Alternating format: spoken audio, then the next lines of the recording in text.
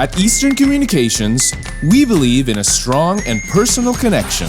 In prioritizing both our high-tech and our high-touch solutions, we bring back the human connection in the ever-expanding industry of information and communications technology. In doing so, we've amassed a wide array of various solutions designed to not only improve our clients' businesses, but to also create seamless experiences for their own customers. Every business needs reliable connectivity in order to maintain its day-to-day processes. These are only some of the many solutions and services that Eastern Communications has established over the years for our many partners. And while we still have a long way to go, you can be sure that Eastern Communications will continue to be your partner and take you from where you are now to where you want to go. Together, we can all finish strong for our tomorrow.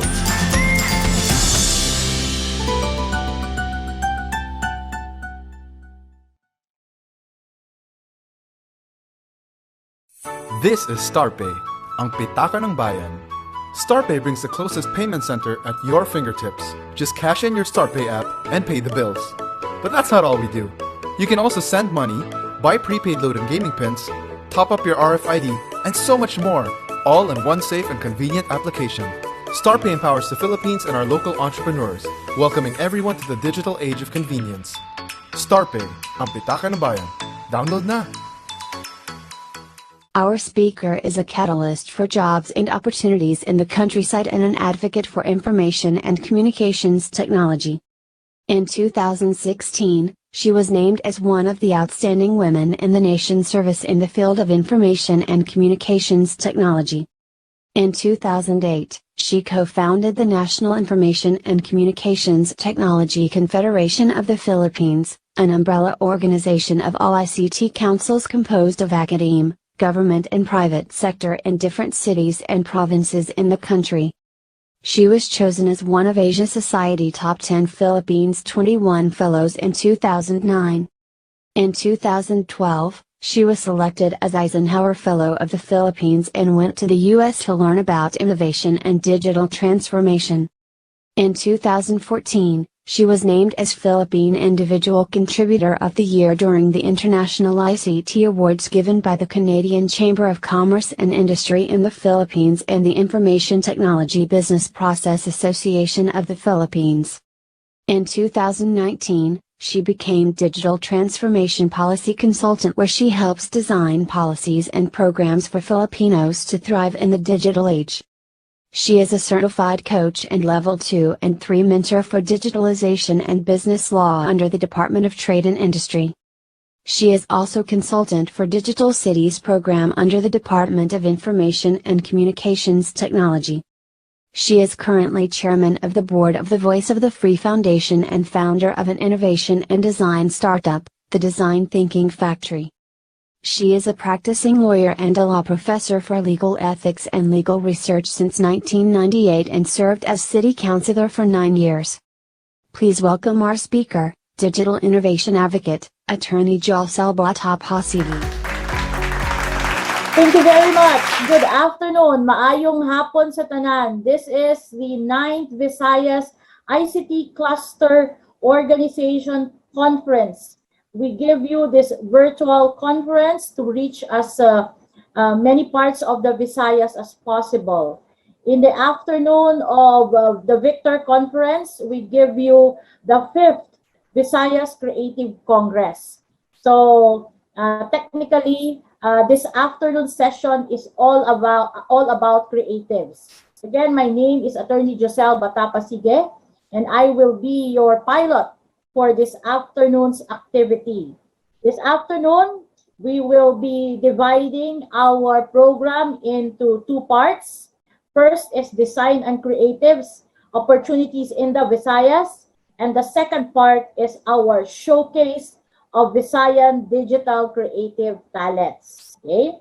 So our goal this afternoon is to be able to address the need to create creative talents in our regions, region 6, 7, and 8. No? So before we begin, I just would like to thank all our sponsors all our partners who have helped us in achieving the Victor Conference for this year. We have StarPay, we have Globe, we have Eastern Communications, we have, of course, the Department of Information and Communications Technology, and of course, we thank the office of Senator Sani Angara. Okay, so I request our participants to sit back and relax as we start our program this afternoon. Okay, so I also would like to encourage our participants to actively participate in our Q&A portion later. As you will see, we have our Q&A button. No? All right, so again, I'd like to welcome everyone to the 5th Visayas Creative Congress. This is our 5th edition. Earlier, I was saying to our circle that this is the 4th, but when I counted, it's actually the 5th. Now, if you will remember, for all our ICT advocates in the Visayas, we started this in Bacolod in 2015. Okay, and then in 2016, we brought the CreaCon, or the Creative Congress, to Capiz in Rojas City. And in 2017, we brought the Creative Congress to Bohol in Tagbilaran City. And then in 2018, we brought the Creative Congress to Rojas Calibo in Aklan. And then now, we bring it to Dumaguete virtually because our lead ICT Council convener for this year is Dumaguete. How I wish we are in Dumaguete. I know some of the speakers here have been present in all those Creative Congress. I know my good friend here, the Emperor Alvin Huban, has been there since the first edition of Creative Congress or CreaCon. Thank you, Alvin, for always being there, no? For the Visayas. You are officially, I think, an adopted son of the creative sector of the Visayas. Our first panel is composed of 4 gentlemen who will be taking us through a trip about the design and creative opportunities in the Visayas. Okay, so now I will introduce the first speaker for this panel. So the first speaker for this panel is, of course, no stranger to a lot of Visayas creatives. He has over a decade of experience in AAA game production and has been leading the only Filipino-owned and operated game studio since 2014. Synergy 88. Synergy 88, ladies and gentlemen, is the only Microsoft certified art provider in the country and has been on the Gears of War series since 2015. All right. So he will be discussing, of course, developments in the game development industry, but he will, in a way, keynote our creative theme for this afternoon. Siya talaga yung dapat maunang magsalita kasi we call him the Emperor. So I know that he's very busy, but he's here with us. He is, as I said, business unit head of Synergy 88. He is also the Secretary General of something which is very novel in the field of sports, and that's the National Electronic Sports Federation of the Philippines. I think we only had that for the first time, kailan ba yun? Last year, the other year, sa SEA Games. Yes. And finally, he sits, I think, for quite some time already, hindi talaga siya naaalis dun sa post na yon, as chairman of this industry that's really very high value for our country. We call this industry the Game Developers Association of the Philippines, or GDAP. Please welcome the Emperor, Alvin Huban. Hi, Giselle. Hi, Alvin. Hi, Giselle. Hi, Mike. Thanks for having me again. It's always my pride and privilege to speak with this audience from the Visayas. I feel like a lot of my journey in promoting the game development industry has been well spent in this area, but we have still to see it truly grow. So as Giselle introduced me, I've done a few things, especially for this industry, and a lot of that has got to do with my presidency in GDAP. As president, of course, you have to carry the charge in promoting an entire industry. In our local promotions, our actual aim is acceptance. Acceptance, mga kaibigan. That's the first thing we have to understand when you're doing something out of the ordinary. Now we're speaking of digital transformation, digital cities, and most of the people who brought us up, they don't have a full grasp on what it is because it's not banking, it's not medicine, it's something different. So I practically spent a decade with the help of our friends in the government going around, especially the Visayas, in sharing that opportunity to the rest of our Filipino brethren. And we still have a long way to go. Now, I'm not president anymore.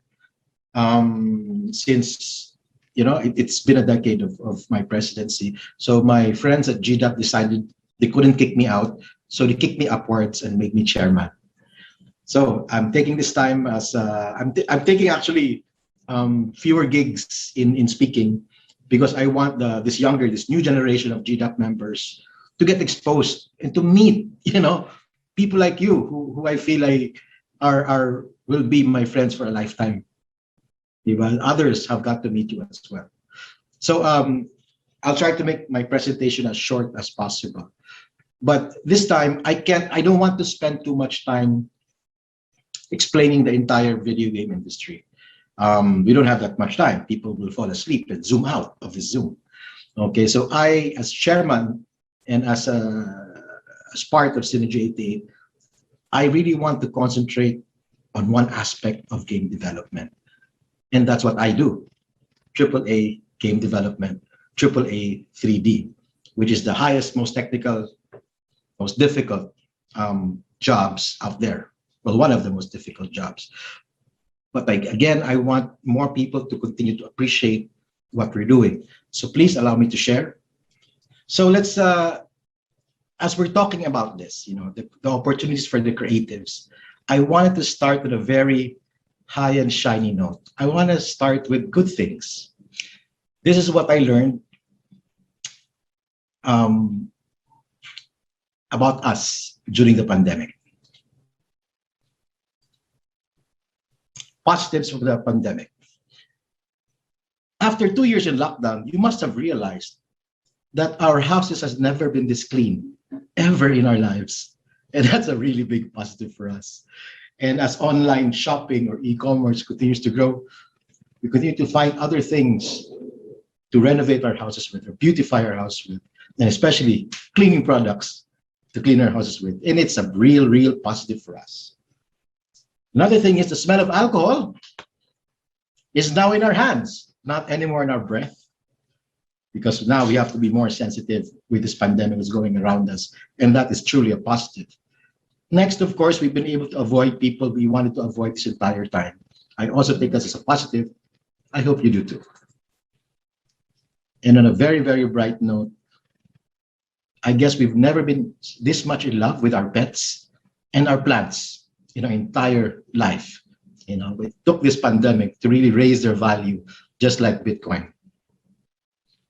And on my side of the industry, over this past 2 years of the pandemic, the good news is for us, video games went wild. Globally, it went wild in all forms and all formats. In fact, video game consumption advanced by 3 years. Because in every industry, there's always a forecast. And for video games, it just went bonkers. Imagine 3 years worth of new users, 3 years worth of new consumers went to the video game industry. And when that happens, That means more investments are being thrown back at this industry, creating more opportunities for people like me, people like us who are in the Philippines working with global studios for video games. So beyond all the bad news that we get day in and day out, here's a bright spot. I hope you believe it because it's very true. Google it. And another thing that we've learned to appreciate, it was a dream for most people, especially for video game developers, to actually start working from home. Freelancers, there's a lot of freelancers in the Philippines doing creative and non-creative stuff for decades already. They've been around, they've had their difficulties, but now, it's becoming again more and more acceptable, even on my level. When I speak on my level, it's not my height, but it's the way we deal with AAA game studios. So you're talking about Xbox, you're talking about PlayStation. These companies expect the highest levels of security and IP respect from all their partners. So that's always been a very, very big thing. And when you're working for a AAA game, and note that it takes around 2.5 years to start and finish a AAA game and hundreds of millions of dollars, that we usually don't allow anyone from outside the studio to work. Even if we had hired a contractual person, that person has to be inside our studio just to safeguard us from bad things that may happen if you were working from home. But now it's changed. The world changed. And I think this change is here to stay. And if we really want to make the best out of it, we continue to adjust with it and actually invest more in it. Because again, since we do the most technically challenging stuff, in 3D, you expect that when you take this home, you take this entire thing home, the security, the speed, the software, the hardware, that there will be costs to it. But before we get to that part of the conversation, I'll go to my next slide. My story. So a lot of you just met me when I was already in the video game industry. But let me go back in history, okay, of what I've actually gone through. I studied in the Philippines. I never studied abroad. So if you are suspicious of my English, well, I'm here to tell you that I learned my English from the best source in the universe. It's from Sesame Street. It is from Sesame Street. And this is something that I carry with me through my education and through work, actually, especially because I do deal in the global arena. And English will continue to be the language of business. Lesson number one, don't forget that English is the language of business, whether you're in the creatives, whether you're in IT or whatever, or whatnot. Everyone in this industry, all the speakers who actually help run a business or own a business, I'm sure they continue to grow their appreciation that we Filipinos have that edge with English. It comes almost naturally magical to us. So let's continue to polish it. Let us not use it. So again, when I go abroad, people always suspect, oh, maybe you studied here or there. No, I'm from the Philippines. I grew up in Manila. I didn't grow tall, I just grew old, but it's always been here. So I can just be any one of you. And in my slide, I show you, I have no scholarship. That means I'm not a genius. I'm not a genius.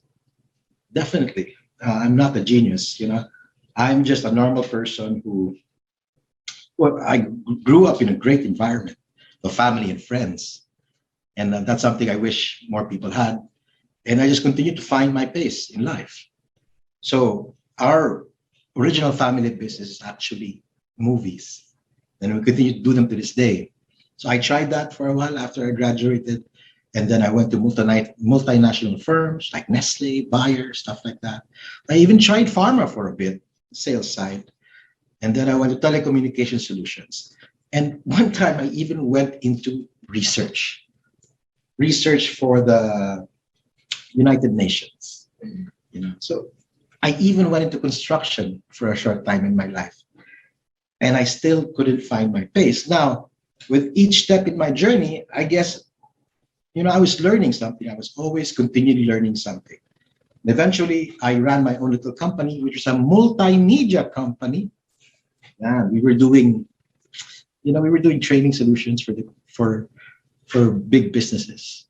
And that was something I wasn't educated for, but I always had this knack for production.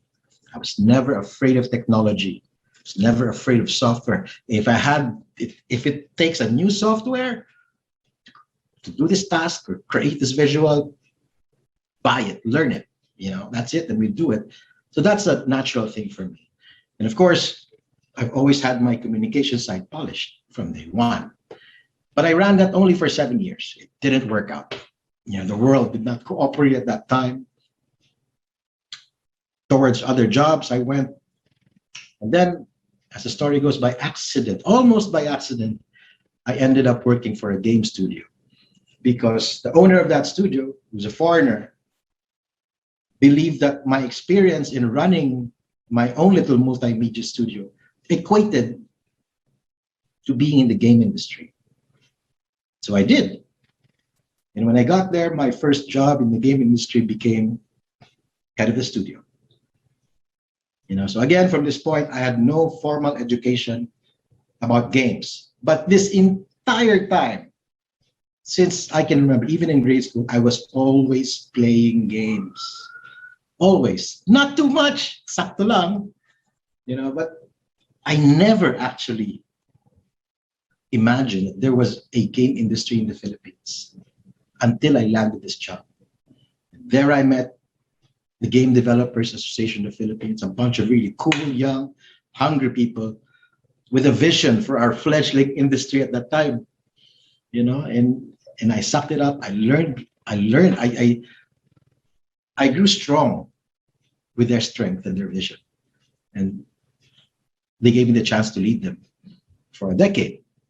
And I met all you wonderful people, and we continue to tell you about the good news about the game industry. One thing I got, one thing I learned from my first job in the game industry is this Latin phrase, sic parvis magna. Great things from small beginnings. And even though I entered the game industry quite late in age, I guess the experience I carried with me allowed me to be in it and prosper. Now, from the first one, I went to my second studio at Synergy 88. So yes, I've only worked for 2 companies in the game industry. And with all that, all the people I've met, all the ideas we've shared, just understanding what the Philippines actually needs to do to improve, we had to carry the flag. We had to carry the flag and tell the people that, wow, there's actually unique opportunities for our fellow Filipinos. We wanted to show them that we are truly and will always be global class. We are global class. I am so confident in saying that because I live it. You can live it too. Now, but for what we're doing, it's not actually just for everyone.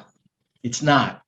It's really not. Especially when you're going to the creative side, the art side, we can't start on a blank space.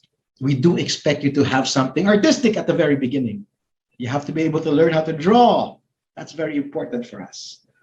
And it's not free. It's not cheap. Don't believe that everything good in life is free. No, if you want something good in life, you work hard for it. There are costs. You invest for it. You pay for it. That's how life goes. All right. And with all that positivity going around in my life, but as I transferred to Synergy 88, still leading the game industry, my God, I was able to certify the studio, which is only 6 months old at that time, to the first Philippine Microsoft certified art vendor ever in history. Until this day, I'm still the only one. I can't tell you how important that is the company, but especially to me. Because even the company is owned by Filipinos. I'm a Filipino with a small team, and we got this.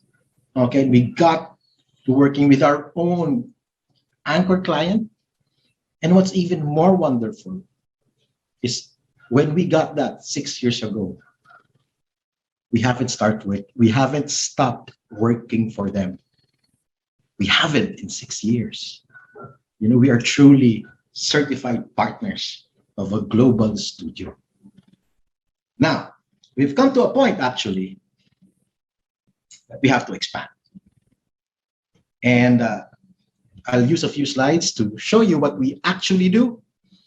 And maybe you can understand more on how we want to expand. And maybe there's a few of you out there who want to be part of the journey.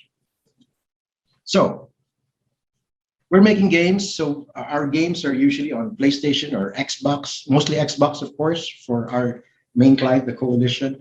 And when you're beginning, you're set to task with making small items to make bigger items. It can be, trinkets that are strewn on the floor, decoratives around a certain scene. So you start with that. As the confidence grows in you, then bigger and bigger tasks will be given to you. So these tasks could be bigger pieces, set pieces, all right? They could grow into more amazing pieces. For environments, they can be weapons, they can be vehicles. Look at this scene. Everything here is something we created. Next, this one too, vehicles. These are all concepts from scratch, which we built out into full 3D format. Things like this. So over the last 6 years, it only took us maybe 2 years on the small stuff before we grew into bigger stuff, bigger pieces, bigger assets.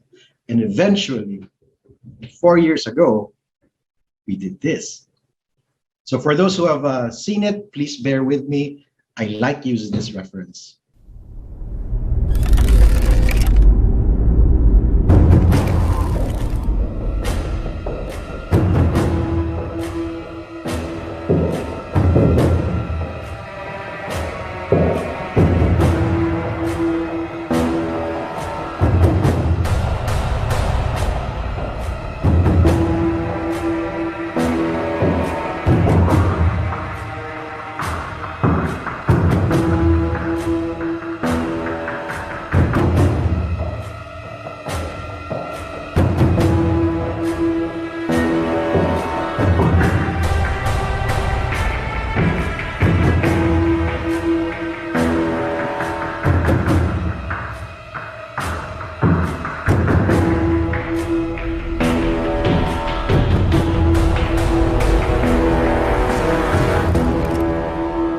Now, why I like sharing this video is that everything you saw was made by my team.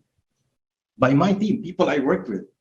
And this is our leveling up, 4 years ago, that we were already entrusted, not just to make a scene, but to organize and develop entire levels of a game.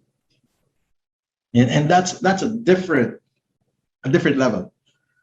Different level, different experience. You can't just snap your fingers and start doing level designs. And, our small Filipino fledgling company, we've made our mark. We're going the next step. And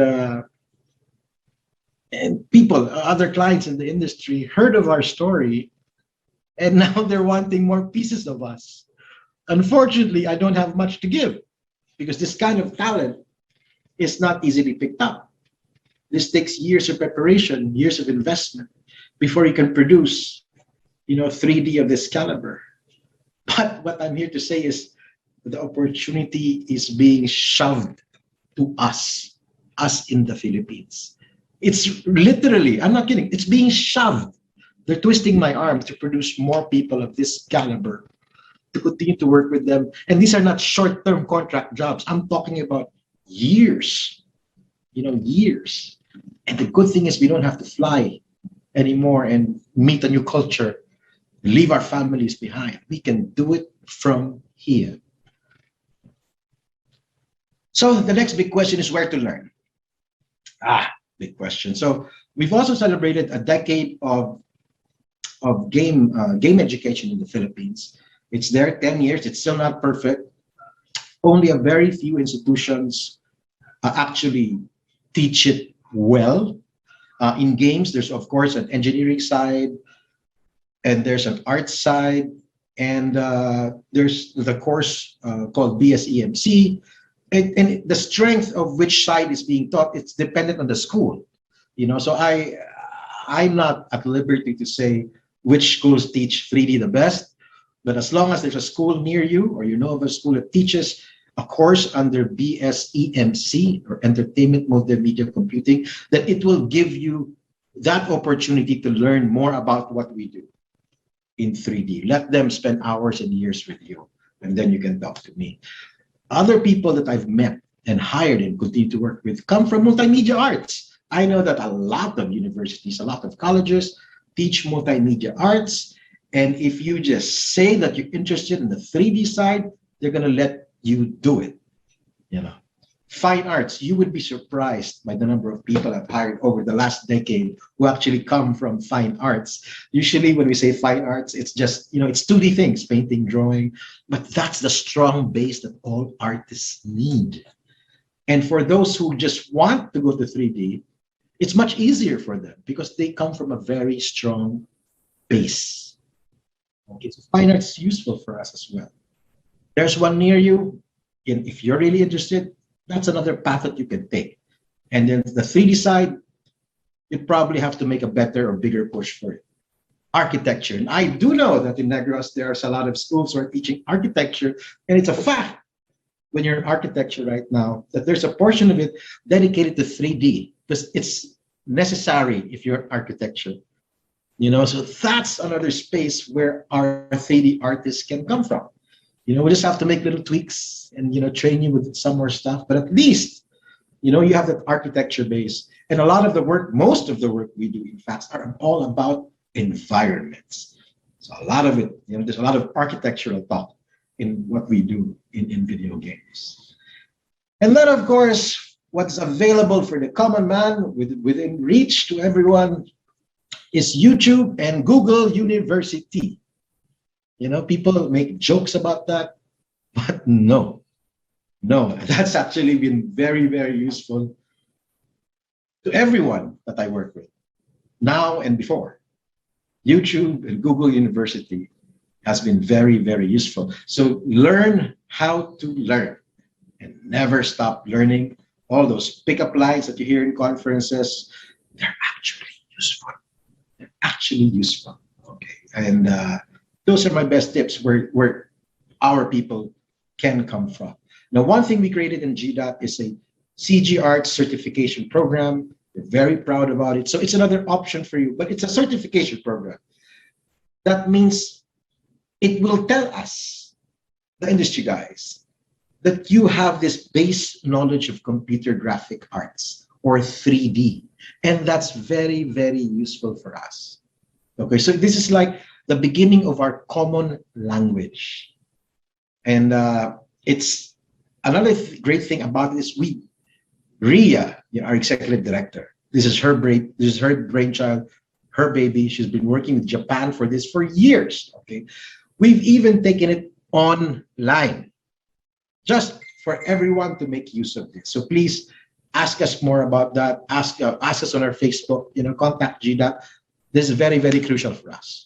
For you who wants to be in this field of computer graphics. And CG Arts is not only for gamers, actually. It can be for animators, it can be for movie makers, it can be for people who want to 3D model toys, giveaways. It's very important. I'm sure we have not wasted years of preparation and hardship for this thing to fail. But please, we need your help. Take notice of this and consider it. You may even offer it in your schools. Lastly, and the biggest question is, for what we do in AACD, how much will it be? And my slide says, not work from home, but work from the Visayas. Okay, is it possible to stay in Visayas and work with us? Now it is. Now it is. But again, it comes at a cost. One, definitely you have to have the skill. Next, the painful talk. You have to have the hardware. My friends, ladies and gentlemen, so 3D, IT has been exploding around the world. Games are exploding around the world. And what has happened is the cost for doing this has risen, over the past years. And honestly, to begin working near our level, the value of your computer, of your rig, we call it, will be around 60 to 70,000 pesos already. And that's just beginners. If you actually want to start doing the things we do, using the software that we do, like Unreal, Substance, this is the, I didn't want to put it on the screen, but let's just talk about it between you and me. It's a very small group. One rig is around 300,000 pesos. That's the absolute truth. Then you have to consider, if you're working from home, that you'll have to send files and share files with us. And I would have to suggest that your line be at least 100 Mbps. 100 Mbps. How much is that in your province? I do not know. But even here in Manila, you can get 100 Mbps line for 3,000 pesos, I believe. Without those critical things, it'll make it's practically impossible for you to work from home. But if you have the skill and you want to do it from anywhere in the country, especially the Visayas, I'm sharing you this realistic cost.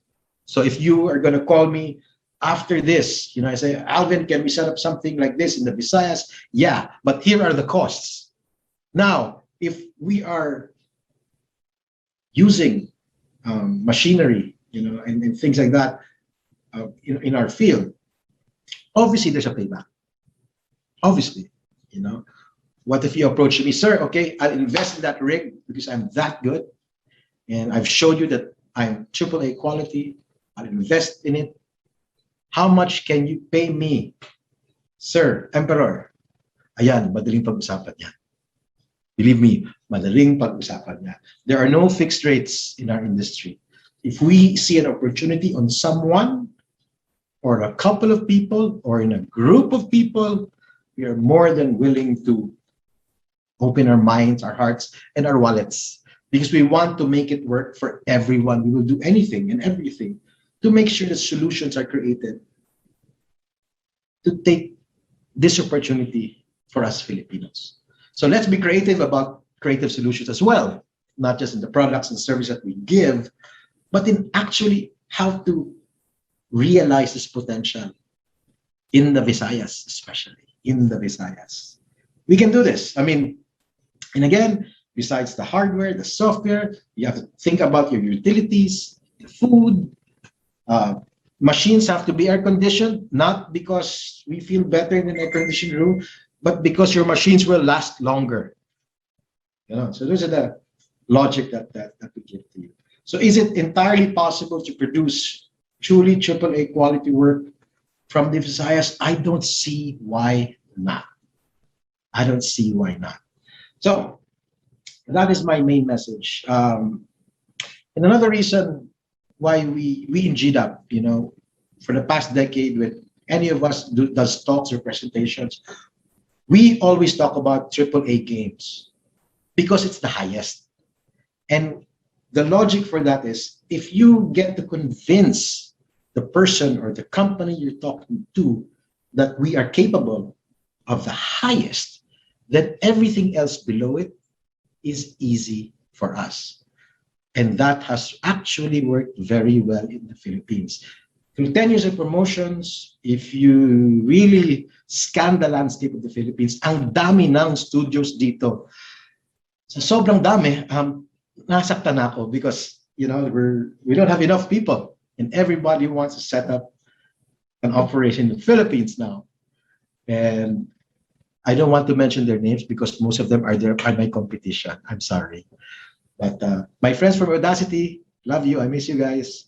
my friends from Mindanao also. We've been working together, and it can happen for us. And this pandemic, I think, will push, hopefully, some of you to take this up, seriously consider it, or maybe even finally investing in it.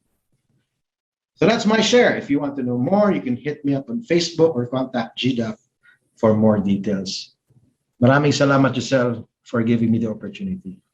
End of sharing. Thank you. Thank you very much, Alvin, the emperor of game developers in the Philippines. You know, as I was listening to you, I was so inspired, especially when you said na practically talagang pinipilit na tayo ng mga foreign clients to produce games. I You know, know. this morning, I missed the morning part of Victor because I was speaking to MSMEs in Davao, and one of the things that I pointed out is on the average 1 hour yung sinispend ng tao globally to play games. So there's really that demand.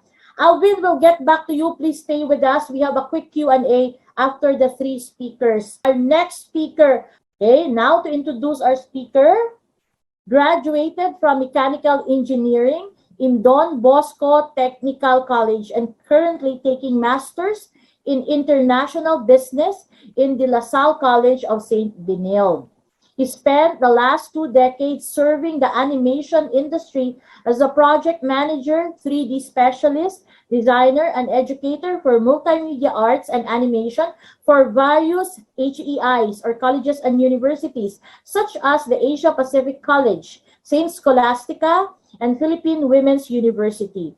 Currently, the coordinator for the School of Professionals and Continuing Education, or SPACE for short, serving the School of Design and Art AB Animation Program for the College of St. Benilde, External Vice President for the Multimedia Arts Association of the Philippines, and he is now here invited in his capacity as also our industry partner which is, I'm referring to the Animation Council of the Philippines Incorporated. Please welcome its Executive Director, Mr. Daniel Enriquez. Thank you, Attorney Giselle. Can you guys hear me well? Okay lang? Yeah. Okay. So, I have to step up a bit because Emperor Alvin has given a great show for this afternoon. I am very much delighted to be invited here. Thank you, Giselle, for that wonderful introduction. Thank you for all those who invited us, as creatives. It's my first time to be here, and I'm very much pleased to see some regional initiative to invite people from the creatives, and this is a way for us to extend yung tulong namin from Manila, and we hope that we progress even more. Given the pandemic, this bridges us an opportunity, and for me, geographically, we could take advantage of the pandemic so we could reach more hearts and transform the lives of many people in the Philippines, and of course, not only in the NCR region, but of course here in Visayas. Okay, so thank you very much for that. Now, I don't want to dilly-dally, and I would now go for the presentation that I have in mind. So is it okay that I share my screen? Animation has been here for almost 40 years, okay? And okay, there you go. Okay, so I hope you see the screen right now. Okay, so 40 years of animation. Okay, 40 years of animation. My name is Daniel Enriquez, Executive Director.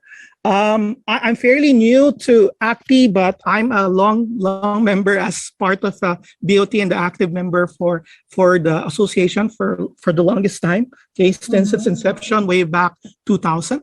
Okay, so well, animation has been there, okay, and it's a huge industry. It's 270 billion worldwide, and there's this 8% growth, okay, that we move on, and we are very happy with. However, in terms of in our local industry, we only get a small portion of that, a tiny portion, which is something like 20 to 30 million okay, dollars per year. Okay, we enjoy something like a 5% growth, and it's comprised of 5 major studios, which eat up 75% of the total revenue. And all of these studios, believe it or not, is 100% export. Okay, we hire around 10,000 full-time artists, and these artists, their salary ranges, okay, everything from 6,000 a week, with experienced seniors that are enjoying around 40 to 50,000 a week. Okay, so it is a lucrative career. Okay, and we expanded okay way before from US, of course. Okay, starting with Hanna-Barbera. Okay, then we move on with toy animation in Japan, but we've been expanding okay our particular expertise to other countries, which we have Canada, we have United Kingdom, and we even had France. Okay, so as a in terms of capacity, one particular growth rate that I'm going to show is that globally, we're supposed to have a forecast from 2020 around 89 billion, no?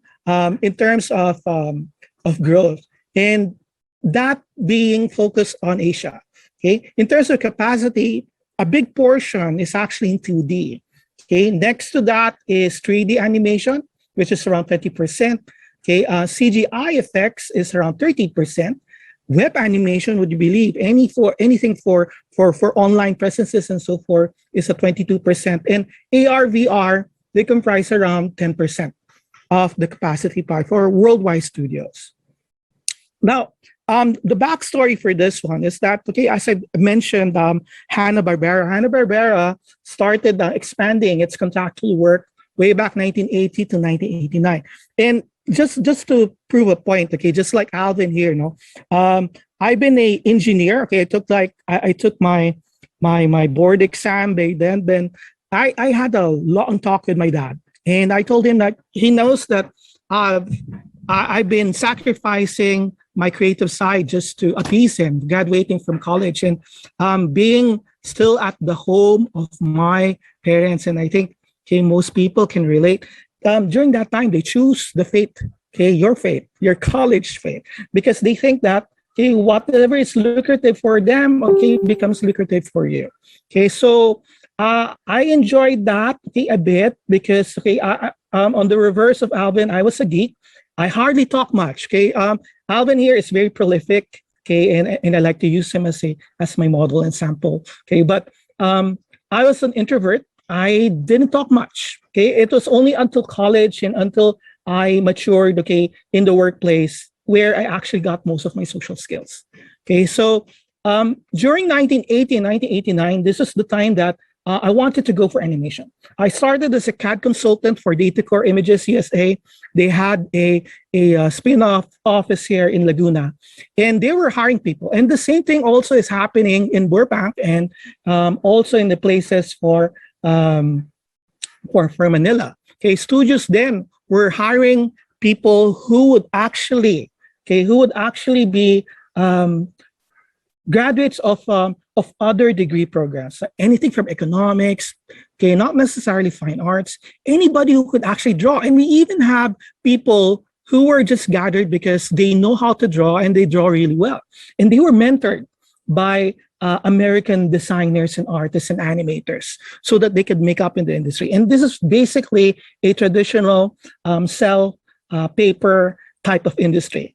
Okay, and this was in 1980 to 1989. Okay, in 1990 to 1999, you'd see that there's this growth of occupations.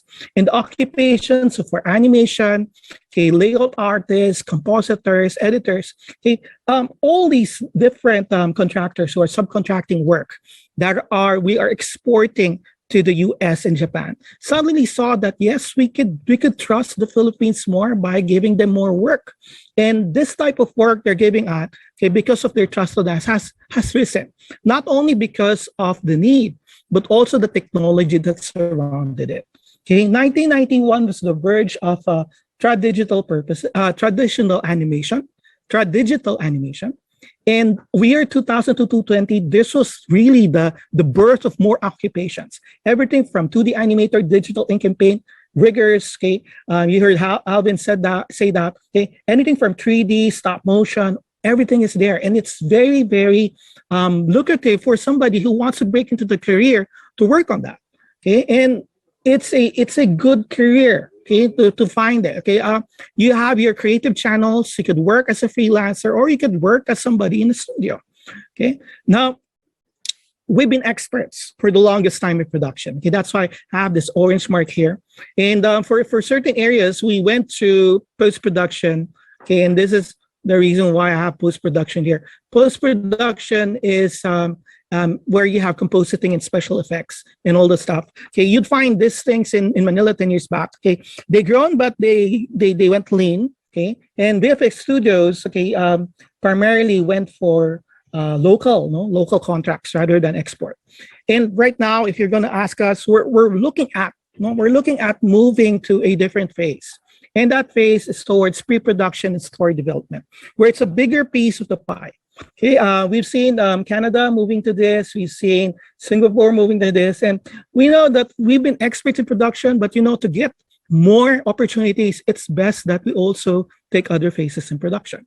Okay, so, okay, next slide.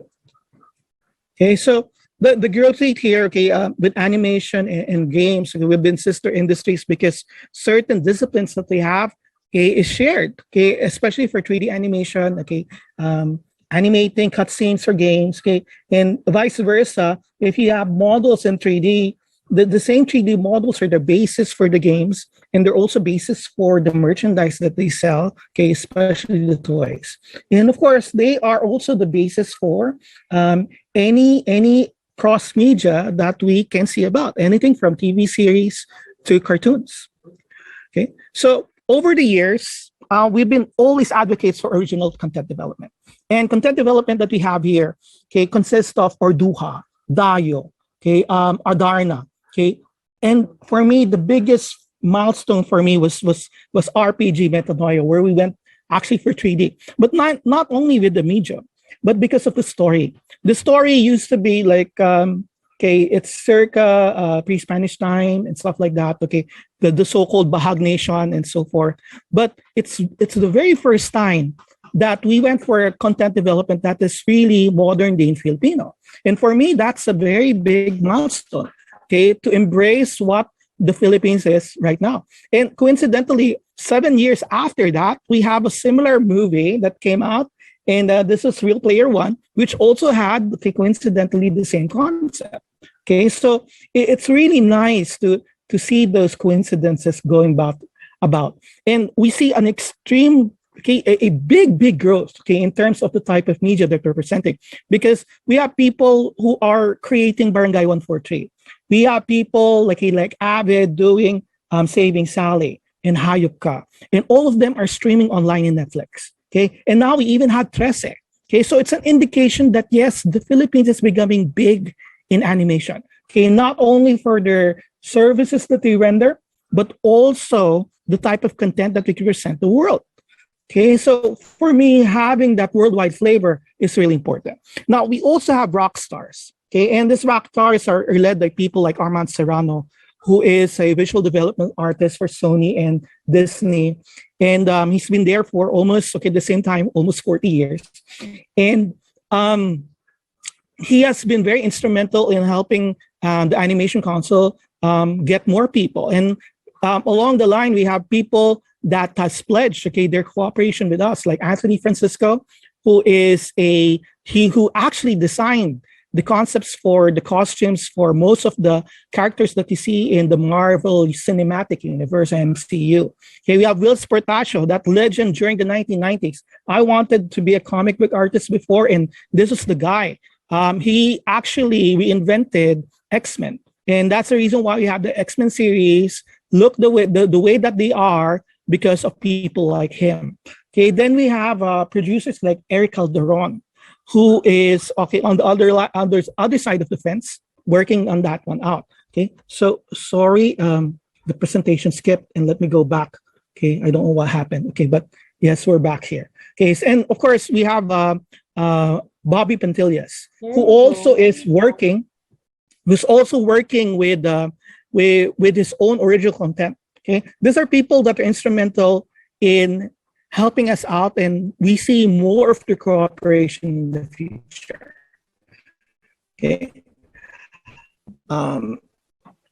Okay, we'll have the next slide. Okay, so during that, we have events, and we transform the events online. And these are capacity building events, which we hope that we have knowledge, we have skills, we have attitudes to help out.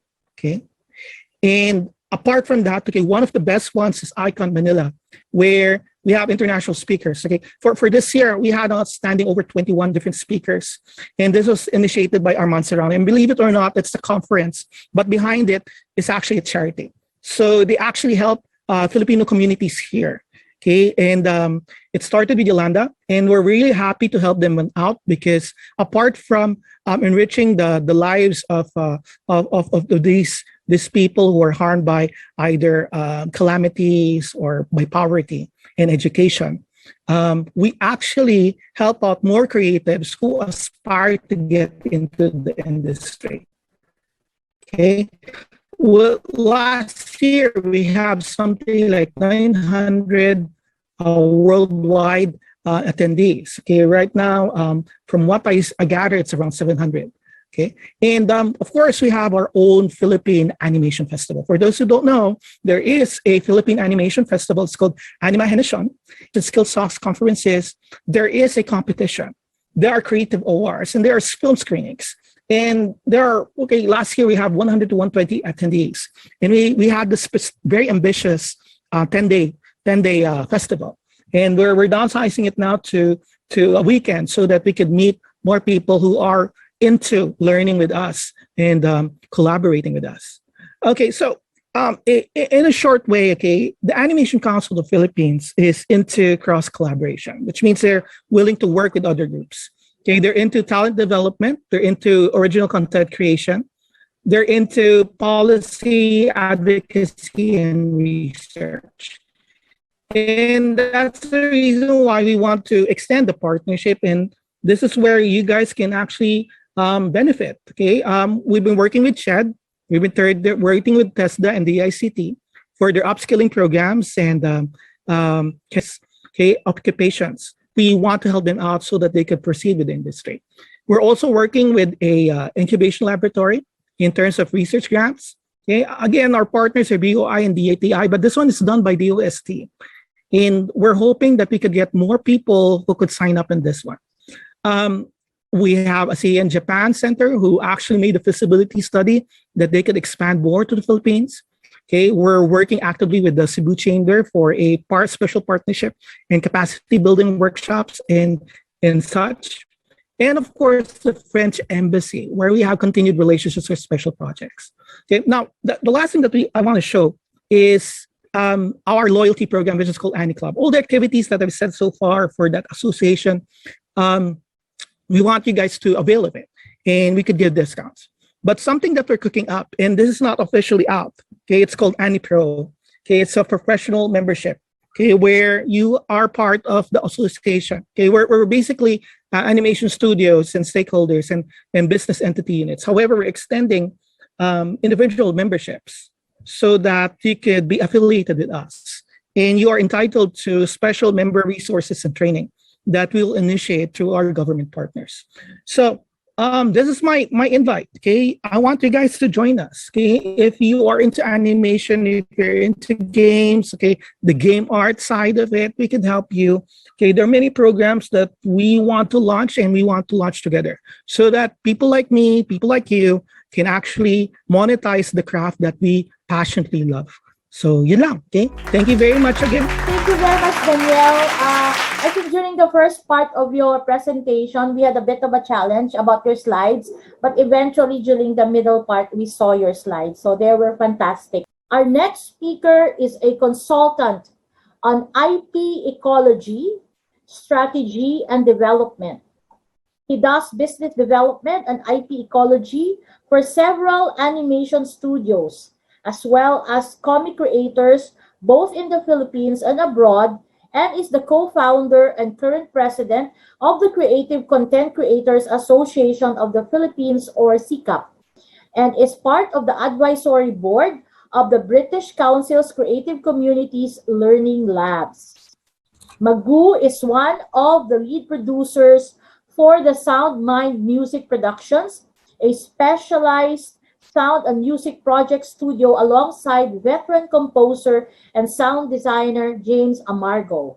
Our speaker has written music for both local and international video games, TV shows, movies, musicals, and live events. His latest single, Pride, as well as the rest of his music, is currently available on digital music platforms like Spotify, Amazon Music, iTunes, and Apple Music. It is my honor and privilege to introduce to you our next speaker, the President of Creative Content Creators Association of the Philippines, or CCAP. Please welcome Magu Del Mundo. Thank you so much, Attorney Giselle, for the warm welcome. Thank you, Victor and NICP, for having me here. This is my first time to be part of this event. I am so excited. Thank you so much for this opportunity. I guess I'll just get right into it in the interest of time. I will just be sharing my screen at the moment. Here we go. Please let me know if you can see the screen. Are we good? Great, thank you so much. So I've been tasked with the opportunity to share to you what's happening and what's the landscape now for original content in the Philippines and specifically for the Visayas. And I'm very excited to share with you guys what we have. So allow me to introduce a bit more about myself. So I am an IP ecologist. If you're wondering what that is, basically my job is to make sure that your IP, your video game, your animation, your comic, your story makes money. That's my role. And it's how do we do that? It's by cross-pollinating with the different industries and the different subsectors across the board. I am also a World Intellectual Property Organization certified IP copyright person. And I'm also like the president co-founder of CCAP. I'm also producer for both animation and music. And I am a music composer for a slew of other media creative platforms. So allow me to get a bit of the boring side out of the way. What's the world market in numbers? I'm just going to focus on three things. Basically, animation production, as what Dan was previously discussing, is at a $264 billion revenue in 2019, which has since gone up by 3% globally today. The advertising service, which is another bastion of the creative sector in the Philippines, is $517.49 billion in 2019. Alas, we can't get any of the numbers as of last year. But in 2020, $6.6 trillion, that's how much revenue is generated for original content in the US alone. That does not include the numbers of Asia, Europe, and EMEA. That's in the area of original content and its monetization. Please hold that number in mind, $6.6 trillion. Kahit yun na lang, that's just the only region we're looking at. Imagine getting 1% of that $6.6 trillion. And that is the opportunity we have. That is the opportunity we have now in this country, and specifically for the Visayas as well. And that's not just some far off motherhood statement dream. It's something that has a tangible reality, something that can come true in the next few years. Why? Because the world is looking at Asia to tell its stories. Now is the opportunity for us to share the stories of the people from Visayas, to get that culture, to get that passion, to get that aesthetic out, because the world is looking at us. That's why we have Raya, the Last Dragon, right? And we now have a Asianized version of Wizards of Waverly Place by Disney. That's coming up soon. We have all of these other platforms looking at Filipino comics. Because of the success of Trece to be turned into a global IP, they're looking at Filipino IPs to be developed into a TV series on Netflix or on Disney Plus or Nickelodeon or Cartoon Network. And CCAP is in the midst of these conversations. The interesting thing is, even our Asian neighbors who have been playing catch up with what Dan has been saying and what Alvin has been saying, playing catch up in the terms of the Philippines' pedigree and skill and expertise in animation and games in the service side. They've been developing that in the last 4 years. But they've also been developing the original content sector at the same time, because they know that's where the global market is looking at. It's moving towards that. Now, the opportunity to break into the global stage has been thrown into our laps. Alvin said nga that, you know, projects are being shoved down his throat. They're twisting his arm to get it done, diba? And I'm sure that ACTI has similar instances where they are already turning down probably projects in the service area. But, you know, the interesting thing is us in the original content development, no, this is an opportunity that we really have to make the most of, because like all opportunities, it has a window. They won't be looking at us forever. And the fact that we have been catapulted because of the success of TRESE specifically on the global stage. Because when I say global, when CCAP is global, it's not something that just a Filipino OFW or a PhilAm or a Phil whatever consumed. We're talking about Americans, Canadians, Europeans who are actually now consuming TRESE both as an animation and as a comic. So we have that opportunity. We have broken through that ceiling, and now the rest of the world is looking at us, wondering what we are going to be doing about that.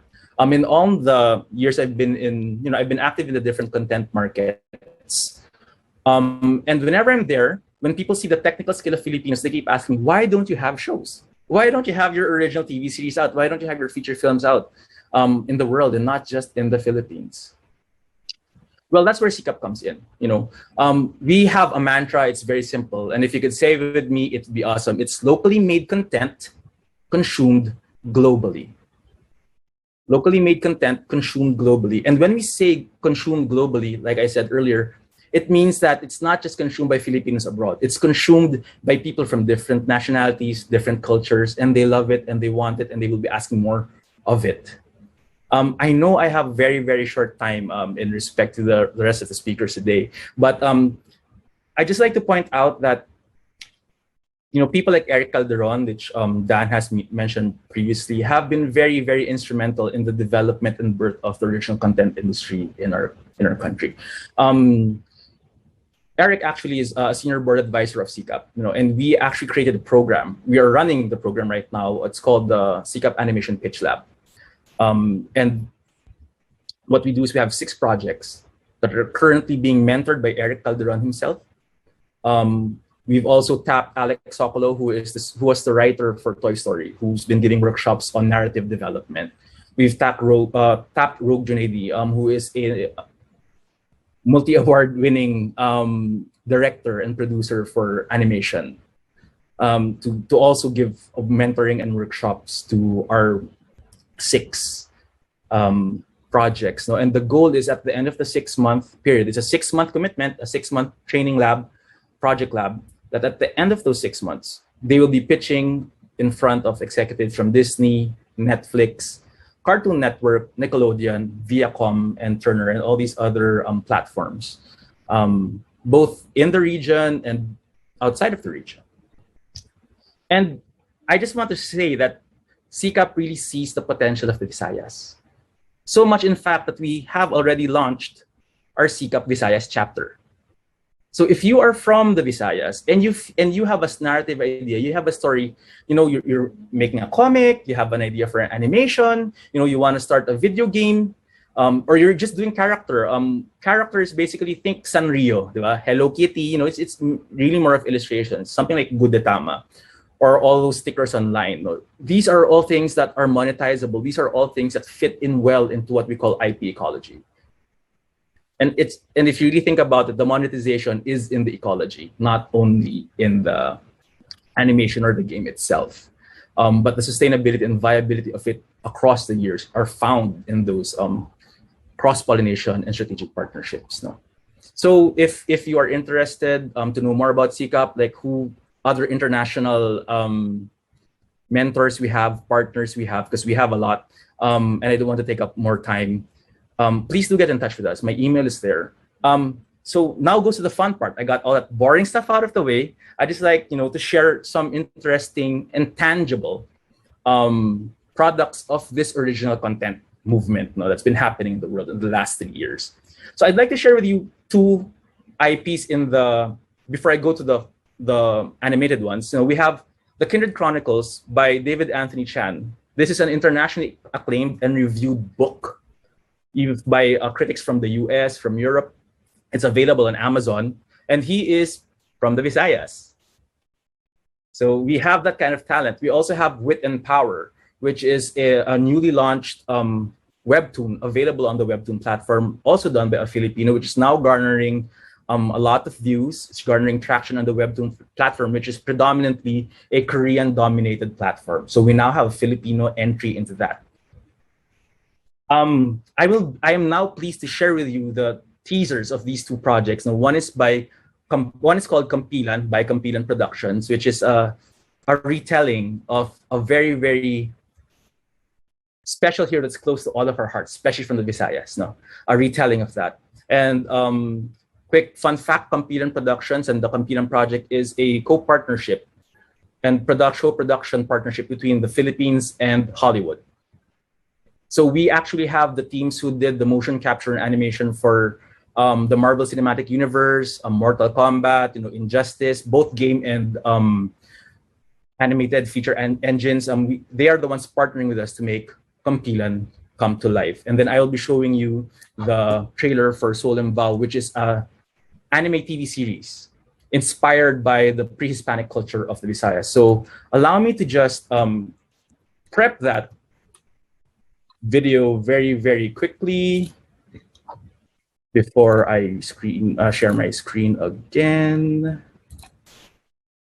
Can you see the darkness? All right, so can you hear the audio?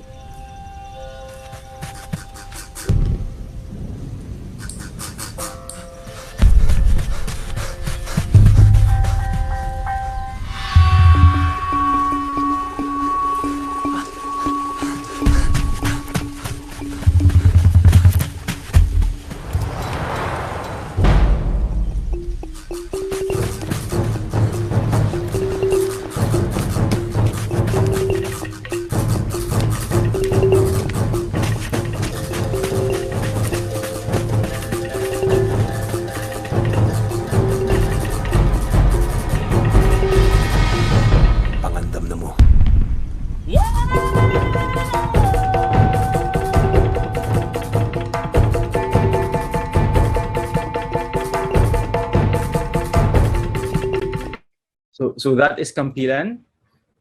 It's a 3D and 3D animated motion capture feature film. And now allow me to show to you Soul and Vow, which has been created and produced by one of the sons in the Visayas. I'll be more than happy to reveal later kasi baka kabahan siya masyado.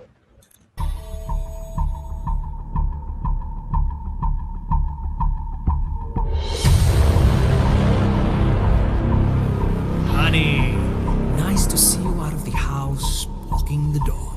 Do you even know what this is?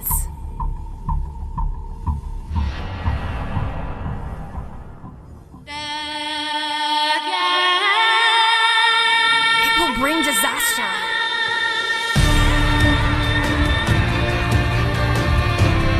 It will bring death.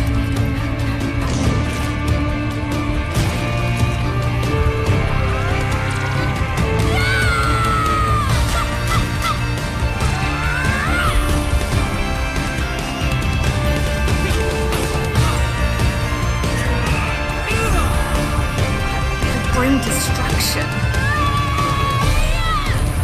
Perhaps it will even bring the end of all things.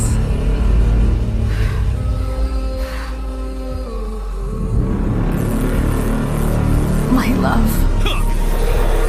Kailasti! Ignite!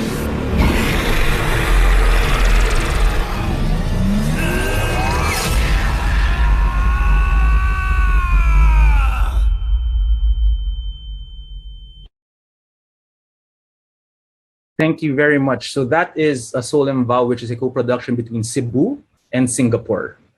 So I just wanted to show these tangible things to show to you guys that these opportunities are actually here. That's why I said the dream of, eating into that 1% of that 6.6 trillion US dollars is not far off. It's not something that is just some dream that is a motherhood statement. It's something that is in the works right now.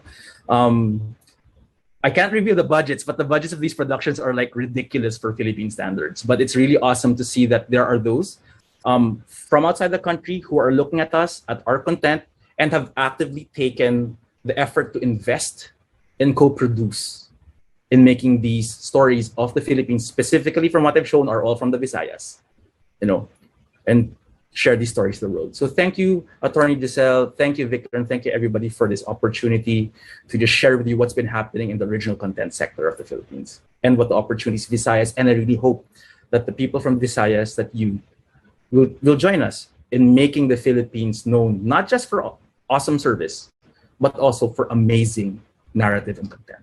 Thank you very much. All right, thank you very much, Mabu. Please rest assured that the Visayas, not only Cebu, but all the regions in the Visayas would be certainly welcoming all your projects if you wish to partner with us, with Definitely. any of the ICT councils in the different parts of the Visayas. So please hang on, because I'm sure that there will be those among our participants who'd like to ask some questions later.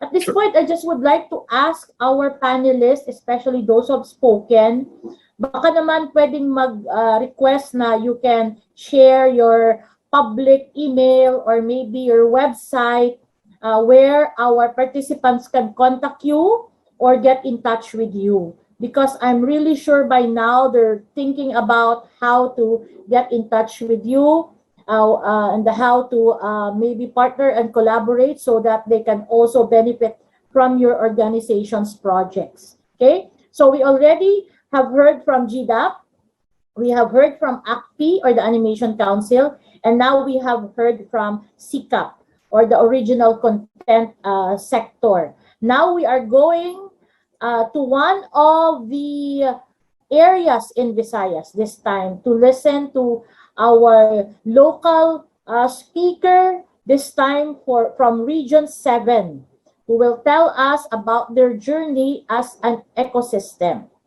Our next speaker has been involved in the development of the entertainment industry in Cebu, Philippines, specifically in animation, service work, and original content.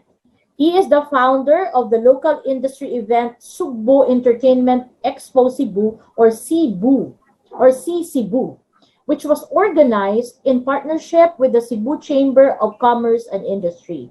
He was appointed as industry champion by the Cebu Chamber of Commerce and Industry for the development of animation, comics, and video games industries in Cebu. The creative entertainment champion of the Cebu Chamber of Commerce and Industry. Please welcome Mr. Lawrence Panganiban. Maayong hapon sa inyong tanan. Ako si Lawrence Panganiban, gikan sa Cebu Chamber of Commerce. Good afternoon, my dear friends, especially our friends in our fellow Visayan province of Negros Oriental. I am Lawrence Panganiban of the Cebu Chamber of Commerce. You know, I feel a bit pressured now because I have to close this segment after an all-star cast of speakers. You know, just to talk about myself a bit, I cannot compare to the speakers who came before me just now. You know, I'm just a simple guy here in Cebu. Growing up, I've always been a geek. I've always loved anime, comics, video games. You know, I started with the original Game Boy Color and the PlayStation 1, watched Voltes 5 and Dragon Ball on local television.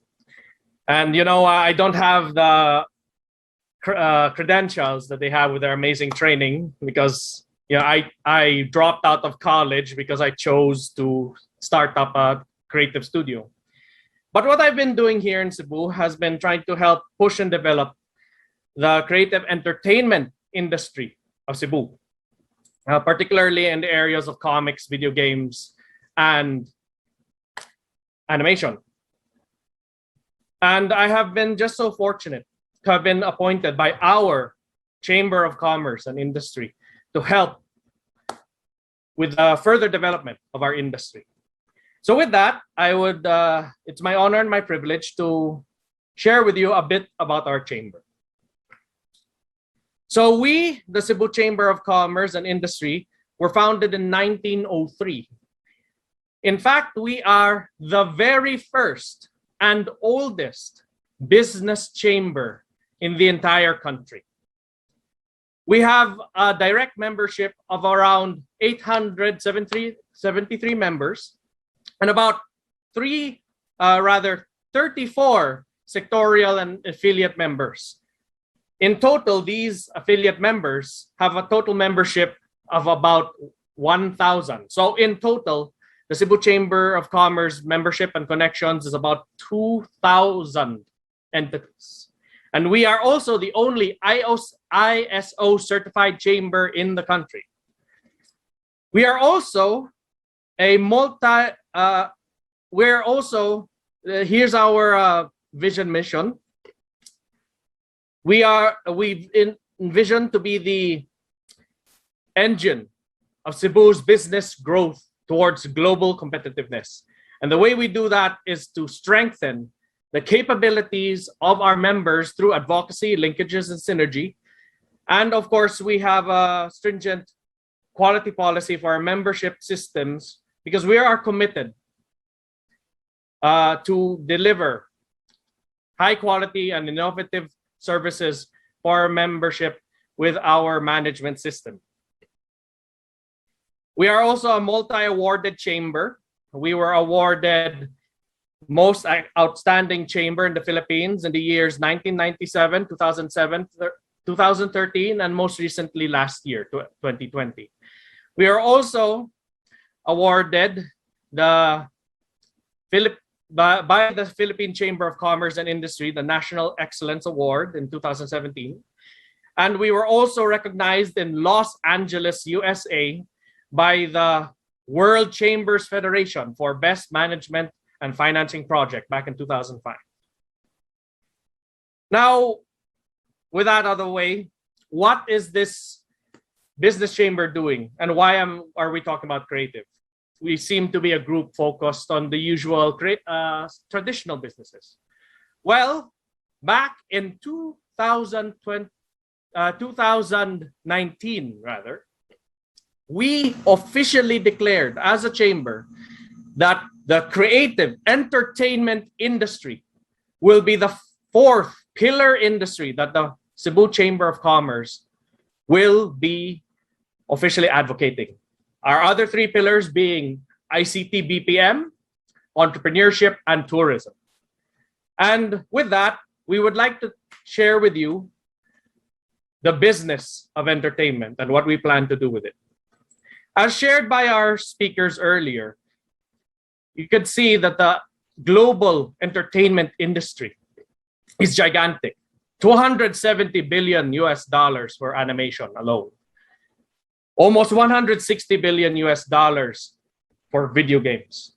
And a mind-boggling $6.6 trillion in the US alone. Such a huge industry. My fellow creatives and geeks, you could definitely share this with your parents and your family members that it's not just drawing lang. However, what is the potential of this industry in the Philippines? As stated by our friends in CCAP earlier, we should target 1% of this business. Why? If you calculate our entire population as Filipinos, we account for 1.5% of the global population. So why shouldn't we at the very least target 1% of the global business? And look at the figures when we convert it to Philippine pesos. For these three industry segments alone, animation, games, and original content, 1% each combined totals 542 billion pesos. And this does not include film, music, and the other entertainment fields. So what are we in Cebu planning to do with this target that the Philippines should work towards? We in Cebu are targeting 1% of the national target. Now, our friends in the rest of the Visayas and Dumaguete and in Negros, you should think about how much you want to target in your area, in your city, in your province, how much you want to contribute to the national target. Because in order for us to reach this potential, we need to band together and really boost and push the industry. And how can you do that? How can we boost that industry and reach these astronomical figures? We need an entertainment ecosystem, which is what we are working hard towards here in Cebu and the Cebu Chamber of Commerce. We are connecting with all the various fields of entertainment to build a holistic, cooperative ecosystem where everybody supports everyone and we help each other grow together to make ourselves more competitive and to help learn from each other and to improve.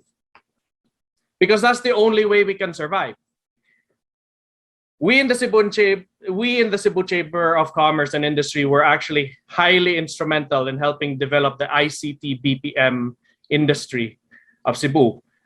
We worked very closely with Ayala to help push that industry to what it is now, as you may all be aware of. We are planning to take the same approach and strategy we did for ICT BPM here in creative entertainment.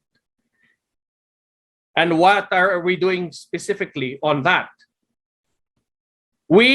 I am happy and honored to announce that we in the Cebu Chamber of Commerce and Industry are officially establishing partnerships with the 3 top national organizations for creative entertainment.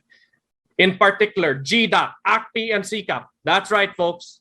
The associations that just spoke earlier, we are in serious talks with them and we're working on official partnerships with them, as mentioned by Danielle of ACPI earlier. Because the reality is this, all the expertise and the decades of connections are in Manila.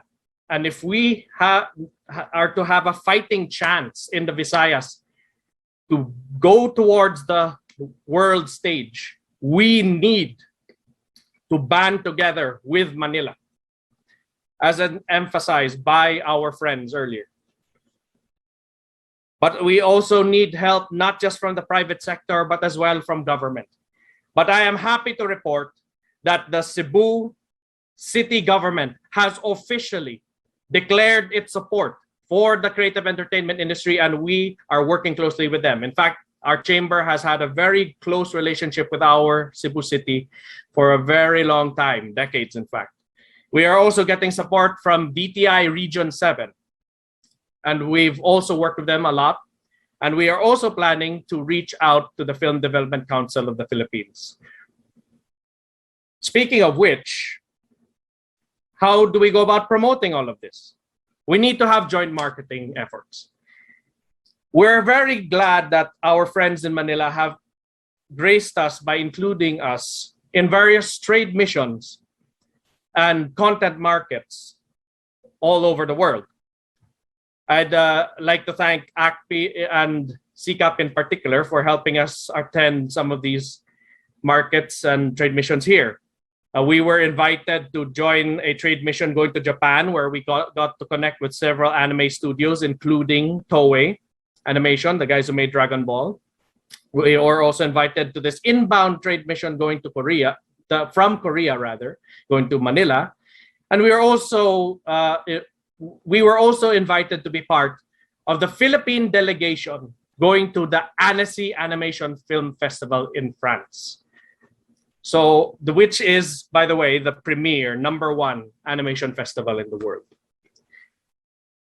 We need to band together and market our service out there because the opportunity is out there in the international market. And we need to have a joint presence in order to get more attention. Now, what we in the Cebu Chamber of Commerce are doing is we're trying to coordinate with Manila so that we can have a stronger marketing strategy together so we could have more traction when we go to the international markets. So, Negros, perhaps it will be very interesting for you guys to think about how you guys can do joint marketing as well to showcase your talents and your content. Because this is the way to go. We need to go beyond our islands. Now, with all of that, with all these partnerships and trying to expand and bringing studios and more opportunities to the Visayas, how do we house all of that? How do we support it? We need entertainment infrastructure, locations to house the industry. Similar to what they have in what the US has in Hollywood and Japan has with Nerima, where all the anime studios are located, and of course Akihabara, where all the merchandise is being shown and marketed. So what is Cebu doing about this project? Or rather, this need for infrastructure? We have two real estate developments that are right now being constructed and on the works to help support the industry. The first being the Cebu Creative Hub, a 302 square meter piece of property, which will house studio spaces, an animation academy, and of course having hangout and brainstorming spots for our creatives, because we all know we need to, when things are safe, we need to come together and share our energies and our inspiration. And I'm happy to report that we already have one very good partner committed 100% to come here. We have the Toon City Academy. Yeah, that's right, folks. The guys in one of the top animation studios in Manila, guys who worked with Disney, Warner Brothers, and Universal, will be setting up an animation academy here in Cebu. Their first official branch in the Visayas. And I'm happy to report that the programs in this academy branch in Cebu will be open to everybody in the Visayas and also Mindanao. Here is an initial 3D rendering and design of the Creative Hub that we envision. But this Creative Hub is only just the first project. This is not the ultimate dream. The ultimate dream is a creative city. We have a 1.8 hectare lot committed to become a creative city here in Cebu. 18,000 square meters right across SM City Cebu. This area will help house the industry, being a place where you could live, work, and play and learn, where we'll have studios, living spaces, and of course, recreation. And as to how this vision will look like, this is an initial 3D rendering of what that creative city will be. It's already being worked on initially with initial planning. And also, we've gained official support from the Cebu city government for this project. My friends in Dumaguete, think about where the good places in your city where you can put your entertainment ecosystems. Because I'm sure you have a lot of wonderful spots there. Now, how do we promote and push all of this? Well, we have the Cebu Business Month, or CBM. The Cebu Business Month is the flagship event of the Cebu Chamber of Commerce, which we have been organizing and doing for the past decade or more. And this event has always been done in the entire month of June. But now we have spread out all our events throughout the entire year. And our objective is to inspire, promote, and grow Cebu business. And our theme is Rise Forward. For creative industries, it's reinvent, imagine, sustain, and equip. Now, recently, we just concluded our creative industry coffee table discussion, where we gathered all the major stakeholders and representatives of the various entertainment industries together to discuss their pain points and their aspirations for the development of the industry. We had video games, music, animation, content, and film represented in this discussion. And these creative talents wanted more discussions and more efforts pushed to push the industry forward. And I'm happy to report to all of you that we have that move to push it forward, which is our Creative Entertainment Week during this coming October. An entire week dedicated to the entertainment industry, each day dedicated to every major segment of the industry. We will have speakers from Manila and abroad, some of the best experts in the business who are ready to back Cebu and by extension the Philippines. So you are all very welcome to listen to this talk and see how the industry can grow further in the Visayas. With that, I am so grateful for this opportunity to present our chamber and our programs. So with that, I am Lawrence Panganiban of the Cebu Chamber of Commerce. Thank you so much. All right, thank you very much, Lawrence. It's so inspiring. So without much delay, let us all call back our first set of speakers. The Q&A is also an opportunity for us to give you your virtual certificates and get one group photo. So may we have, of course, from GDAP, Alvin Huban, and Danielle Enriquez from ACT, and Magu from SICAP, and of course, our latest speaker, we have, Lawrence from the Cebu Chamber of Commerce and Industry. I already took note of all those announcements that you mentioned. You said that the global creative industry will be your fourth industry, will be your fourth major industry. I only caught tourism and IT BPM. What's the other one? Entrepreneurship. Entrepreneurship. Okay. So I guess it goes without saying that manufacturing is also one of the biggest strength of Cebu. No? So entrepreneurship, and of course, here we have the global creative industry. All right. So let's try to check if we have questions from the Q&A. I'd like to give way to the questions. There's a question here from Gift Dolor for Danielle. Where can we review the guidelines for membership so that hopefully we can share it with her school? Hi.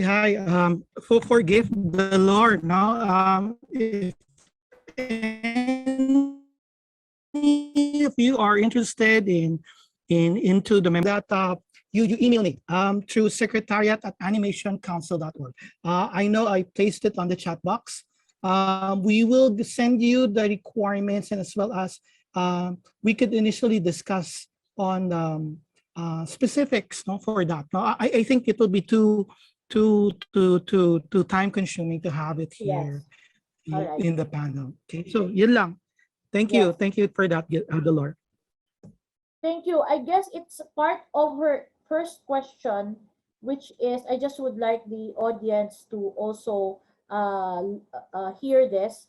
Would there be a possibility for remote internship for students, or establishing possible partnership with university and considering academic institutions as partners, making sure that the skills of the students will indeed meet the industry standards? If so, what are the procedures? So it could be discussed offline, but I'd like to ask the same question to all three industry speakers, ACT, SICAP, and GDAP.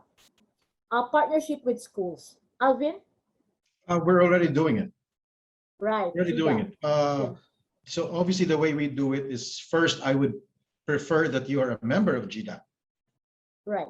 Okay, and then what usually happens is you have a capability manager or an intern manager from your school, and they will write, once you're a member of GDAP, then they will write each company. Recently, we actually was sent a form, and each GDAP company wrote down how many interns they can handle for each month.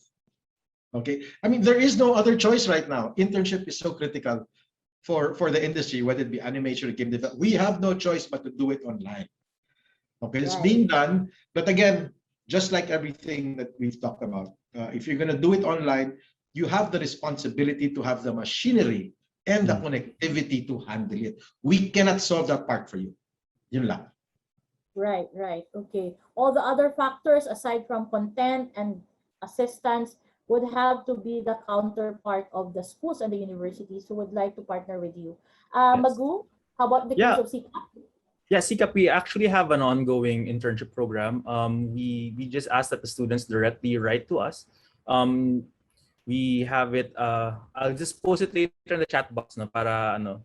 But yeah, so similar to what Alvin said, we just need to make sure that you are, you have the equipment, you have the internet connection, and you will actually show up. Especially during the face-to-face sessions, right?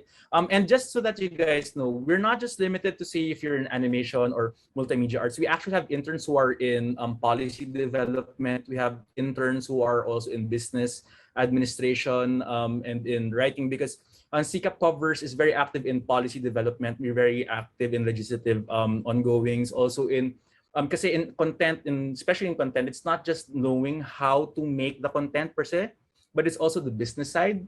It's knowing how to read contracts, how to build them, how to identify deal structures and all that. So those are the things that we also offer. So, I mean, to be part of our internship, you don't necessarily have to be a person who can draw or write. It's a big plus, but there are other internships open to non-creative pursuits and programs also in CCAP. So please do write us. I shall ask my assistant to give it to me so I can post it in the chat box now. Right. So you're saying that your organization is not really like format centric, like in the case of the other industry. It could be original Filipino content that goes into the whole creative production. Yeah. Well, I think the uniqueness of CCAP is unlike for GDAP, which is specifically for games, right, and API specifically for animation, and we do have MOUs with the respective associations as well. Right. But what we do is really more on the narrative development. So it's more on the development side, because magaling ng Filipino and our education system is working towards even improving the technical side, no, the hands, kumbaga. But what we are focusing now on is the development side, the narrative side. Because at the end of the day, narrative is a thread that binds all of these creative sectors together. Say, writing for games is a bit different from writing for animation, for writing for comics. So that's where CCAP puts most of its effort at the moment, because that's what we really need. We've identified the need in the Philippines to grow and develop so that we can be globally competitive. All right. So I'd like to loop Danielle with the same question before I ask Lawrence.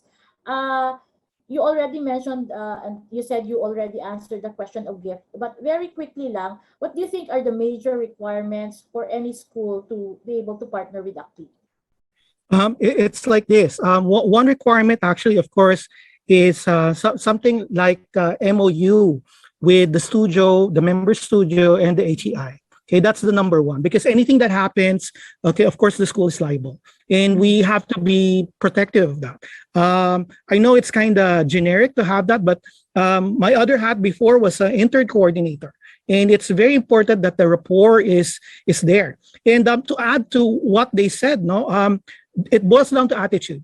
Okay, number one for internship is attitude. So if, for example, you don't show up online, or you don't carry down the deadline, and it's very critical and crucial, those things actually affect a lot of us, and it reflects on the school. It also reflects on the student. It also reflects also to the studio. So we would like to mend this all together and then make sure that things happen in a very good way. Okay, despite of all those things. I know that the pandemic is really a challenge, and work from home, mind you, has already saved a lot in terms of production time. But looking at this particular pandemic, work from home is now essential. And I wouldn't be surprised that the OJT internship work from home style will still be happening for the next few years. Okay, so just as a reality check, with all the things happening and the forecast, okay, we would be having this type of setup for some time. Right. I'd like to, Joanne, I'd like to add on what Daniel has Go said ahead, now. Alvin. Internship, again, if you look at any other developed country, internship is vital. It's necessary. Yeah. Case in point, France, the game industry in France, 40% of their staff in every game studio are interns. Their internship runs for 2 years unpaid. Right. But imagine what comes out after 2 years. Okay. But speaking about internship, this is also another thing that schools have to accept and parents have to accept. Now, for example, you got into an internship program. You have to accept the fact that your students as interns can still fail. Hindi porket nakapasok kayo, ipapasa namin yun sa dulo. Yeah. That has to stop. Okay? They have, it's just like school. It's part of it. You can fail. If you don't step up, we will drop you, no matter who you are or who your parents are. Right. That's reality. Yeah, it's just one factor. Of course, there are many factors, no? And you mentioned France, and Lawrence is saying that Cebu creative sector is going to France on a trade mission. I'm going to ask you a controversial question. I will really, put myself in a spot here by asking you this question, Lawrence. But you know what? I'd like to ask you, what's in the DNA ba of Cebu Chamber of Commerce? Why are you so forward-looking? Unlike, period na yan, wala nang dagdag. But what's in the DNA of Cebu Chamber of Commerce? Why do you prepare for something that's, you need many years ahead? Well, it's quite simple, really. In Cebu, we were a very small community. Even since the ancient times, we were known as a trading port. And the way we survive is banding together. And, we've been in talks with our dear friends in Manila here, and they've taught me so much, and I've learned so much about how big the business is, the potential for the Philippines, and how far we need to go. And considering the distance we have to take, right, the time needed, and the effort and the money needed, we need to start that preparation now. That's why the Cebu Chamber of Commerce is so dedicated to supporting this industry. We have no choice. We need to do it now. We need to band together. Our neighbors in the Asia Pacific, correct me if I'm wrong, Magu, Emperor, Daniel, they have already seen it, and their governments are extremely aggressive in pushing their entertainment industries. Yeah. We need to move now. Let's face it, Cebu was the first bunch of people who actually thwarted a foreign invader. Yeah.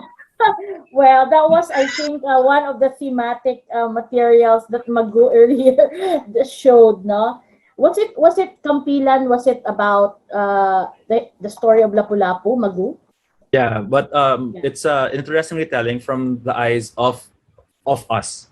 Yes. So it's not from the perspective of the conquerors, no, which is a very common perspective.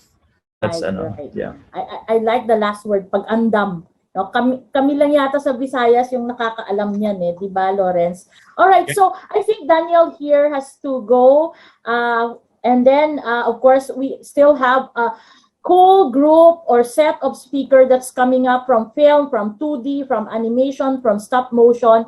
So we'd like to thank our speakers. And just one last question for I think our speakers. Would you allow us to share your slides? There are participants who'd like to have it. Maybe you can edit it and whatever is shareable. What do you think? Sure. I'll update it and put some of the other contact information also, like for the internship and others and the membership process. But it's there. I'll be more than happy to share the slides. And maybe my advice is, I think to do honor, to do courtesy to our speakers, you can actually email them. They've been actually posting their contact details in the chat box for those who are interested. We don't like to give out, in mass the slides.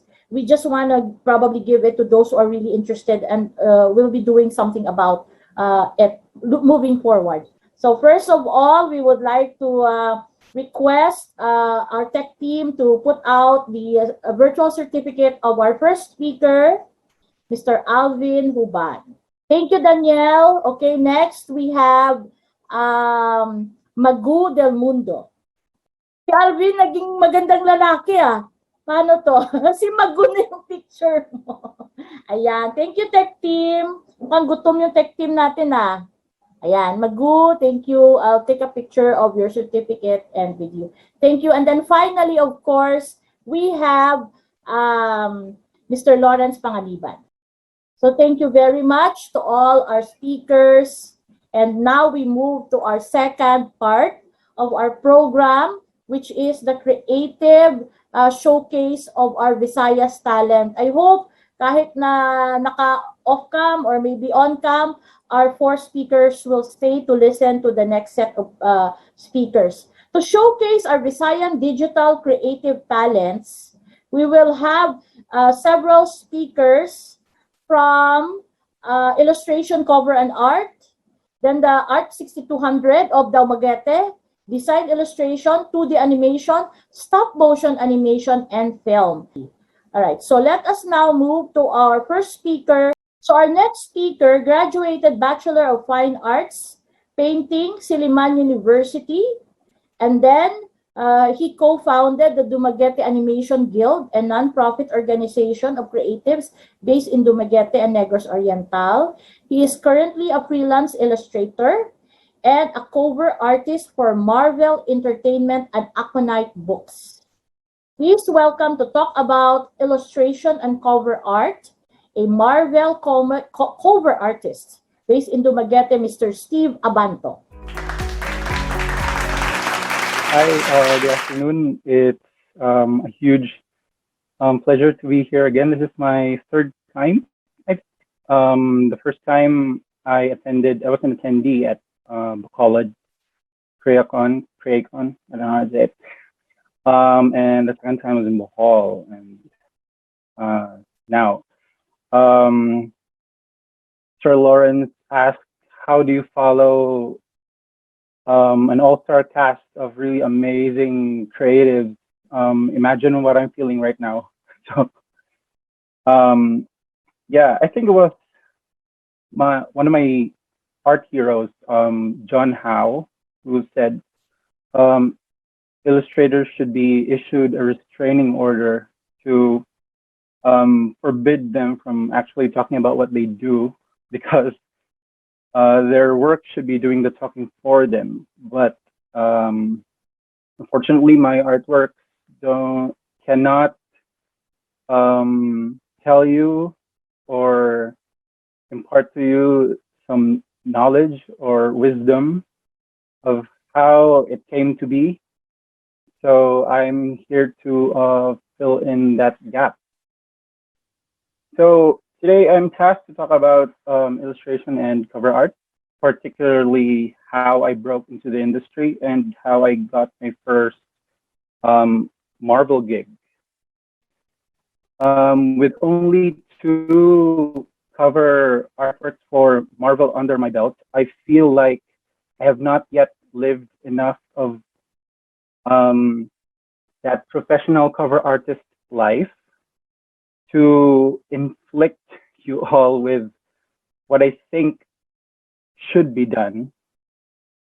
But I will instead, in superhero fashion, tell you my origin story. So I'll set up my screen. Do you guys see it? Okay. So let's talk about my origin story. But first, I have a confession to make. And it's the sole reason why I got the job in the first place. Yes, Dr. Strange and I have a lot in common, actually, aside from the fact that we are awesome facial hair bros. I too am gifted with the mystic arts, but the kind of magic that is grounded in reality. And I'll show you what I mean. So let's start with the origin story itself. So, by the way, these right now, the art you're seeing isn't mine. This is from a panel of one of my favorite Doctor Strange comics, The Oath. So, yeah. So, the flower.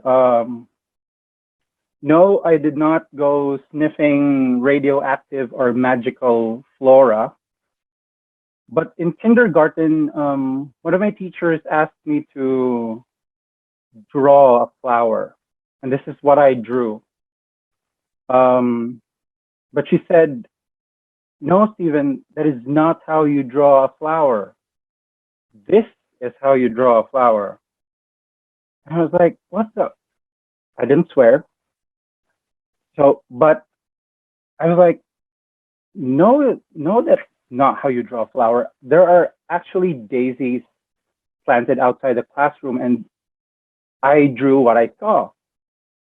But you know, she insisted I was wrong, and that this is how a flower should be drawn, and then I proceeded to throw chalk at her, but I have a really bad arm, so just landed on her feet, and I was sulking the whole day. But yeah, that was 5 or 6, so my fate was sealed pretty early on. I kind of realized that I was special in a way. And, you know, growing up, so yeah, then that was when the creative gene sparked. And yes, that was your Wizard Harry moment for me. So yeah, I was basically drawing since, I don't know, I could remember. My mom, bless her, still kept all of my drawings in an envelope right up to this day, and because she saw a potential in me, and I'm really thankful for that.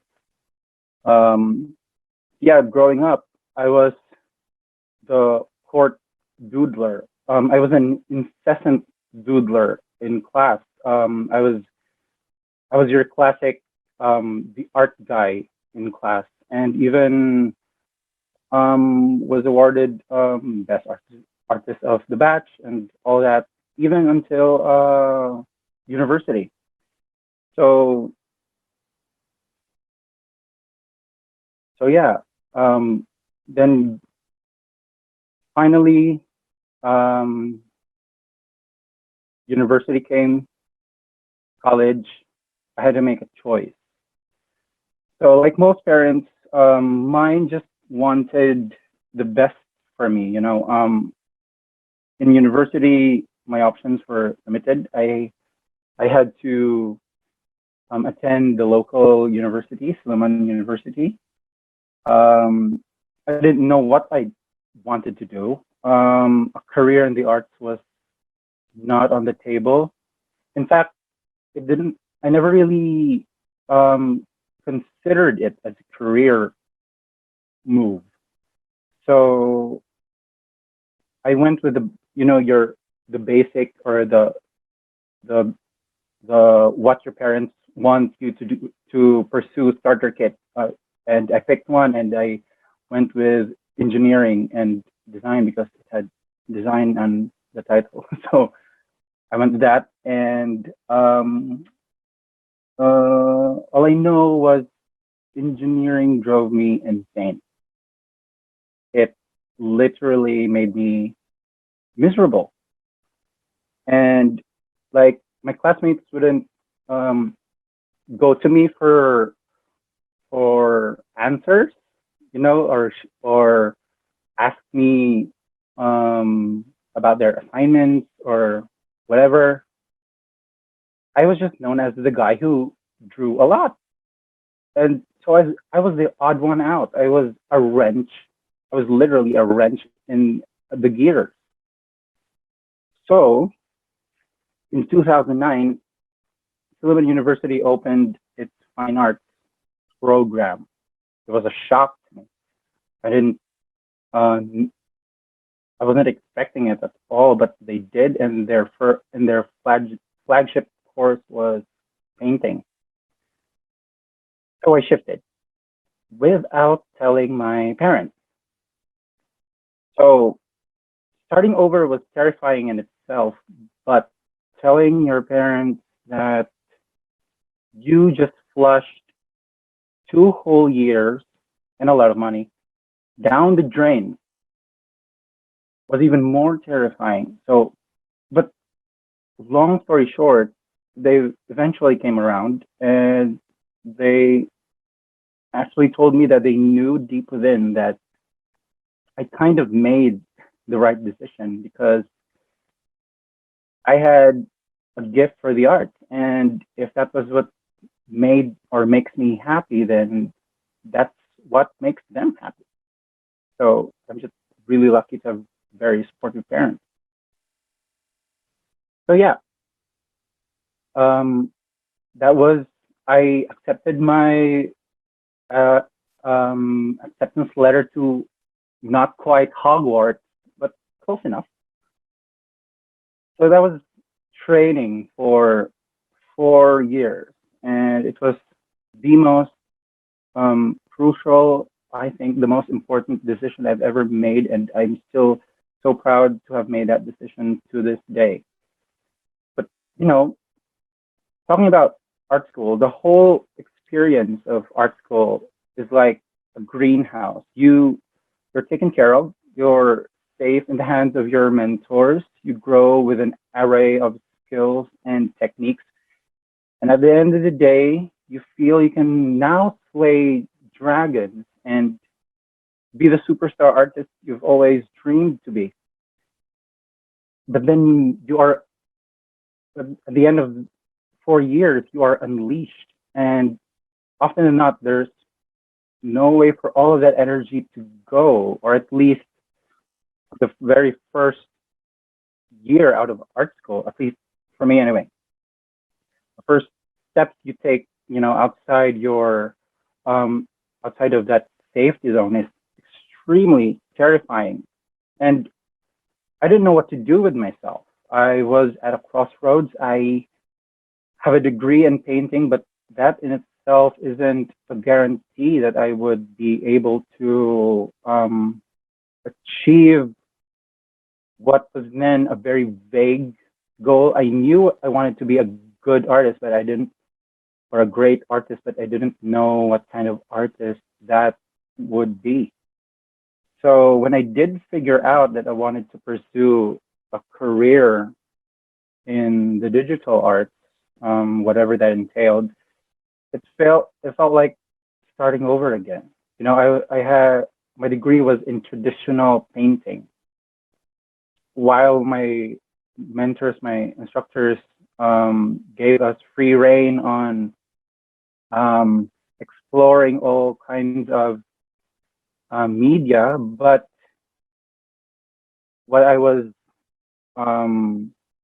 what my expertise lie were in traditional art. So when I thought, where did my hobbies lie? Where did my interests lie? And it was in movies, it was in comics, it was in fantasy art, games. So that really pushed me to pursue a career in the digital arts. And again, like I said, it felt like starting over. It was also a time when resources were relatively very hard to come by. Like there were tutorials, but not a lot of tutorials that really mattered, or at least not the ones that were comprehensive enough. So, which is why I kind of feel bad, and I don't want to sound like a violent senpai or whatever, but I want to knock some sense into the young artists these days who are still starting out, when they start to complain about not being good enough or not having enough followers or not being good at painting immediately. Guys, like, and I don't want to be sound like that one boomer sounding person, but back in the day, tutorials were so hard to come by. It's like finding a needle in a haystack when you do find a good tutorial. And resources then, like tablets, drawing tablets were relatively much more pricey than they are today. So I don't know. There are literally thousands of tutorials on YouTube for free. So I wish a lot of young artists realize that and take advantage of that. So yeah, fast forward to 2016, which was also the year Doctor Strange came out. I just realized that. But 2016, I came across an ad on Facebook. The biggest Comic-Con in the country just invited CB Cebulski, who was then the top talent recruiter for Marvel, and that he was looking to review portfolios from artists in the country. So I thought maybe I should give that a shot. And I didn't expect too much because I was this nobody artist from a very small town in the Visayas. Wasn't even doing some very good work of note then. So it was kind of a shot in the dark, but I made it and even got featured by the man himself. He tweeted my portfolio on like a few days, no, like literally 2 days before the portfolio review itself, and that was really unexpected. But yeah, but the thing with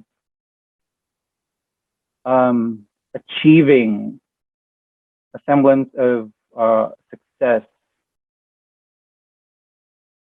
that's the thing really. How you manage success is just as important as how you manage failures, I think. I was getting ahead of myself. I hadn't been given a job yet, so I expected too much. And I think that's what Sir Alvin said kanina when he said that you have to take your game up a notch or something, deliver quality. But then I was in cloud nine, and I was too caught up in the moment that when I did get the talent test, my anxiety got the better of me, and I didn't produce good art. And when they say we'll get back to you, you know they'll never get back to you. So, oh God, I went into a spiral, depression, you name it. I remember I couldn't find it in me to hold a pen, to pick up a pen for a whole year. But, that was very sobering. That was humbling. And I felt like I lost everything. I may have lost that one thing that could have catapulted my career to greater heights. And it was, a really sad experience. But what never left was the desire to create. And so I remember a line from Doctor Strange when the Ancient One said, not to Doctor Strange, but to Mordo when she said, "We cannot defeat our demons. We only learn to live above them." And, basically not let it control you. They will always be there. The anxiety will always be there. The sense of the feelings of rejection will always be there, or inadequacy. But we should all just live above them and not let it control us. I felt like I was letting not only my parents down or the people close to me down, but I felt like I was letting the heroes I looked up to, fictional or not, down. So that was it. So I thought, Gandalf the Grey does not become Gandalf the White without having to fight the Balrog for days in Moria. So yeah, and one cannot. I may not be able to turn back time and undo my mistakes, but I had the power to. I asked the powers that be to give me a chance then. So I told myself I am a Marvel artist and I will be one sooner or later. So you have to go as far down that road as you possibly can and convince yourself that you can still do it, even if the chances of that are seemingly slim. So there was only one thing to do, and that was to create, and create. So yeah, I had to break some really bad habits, pick myself up, and just remove all the doubts from my head. And also some toxic people, poison isn't just something you ingest. It's also the kind of people you hang out with or the kind of environment you surround yourself with. So I removed all that, what I deemed to be toxic, and I just did what I think I was good at, which is to make art. And that's what I did. I continued making fan art. This was back in 2019, 18. And also fan art of anime, because I'm a huge fan of anime.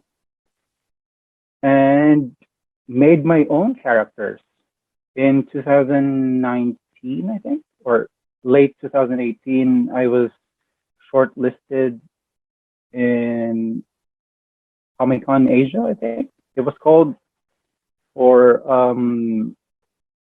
original Filipino heroes. So yeah, I made a character called Sigbin, and then I also dabbled in making toys of my own. I bought a 3D printer and created this sculpture of Hela.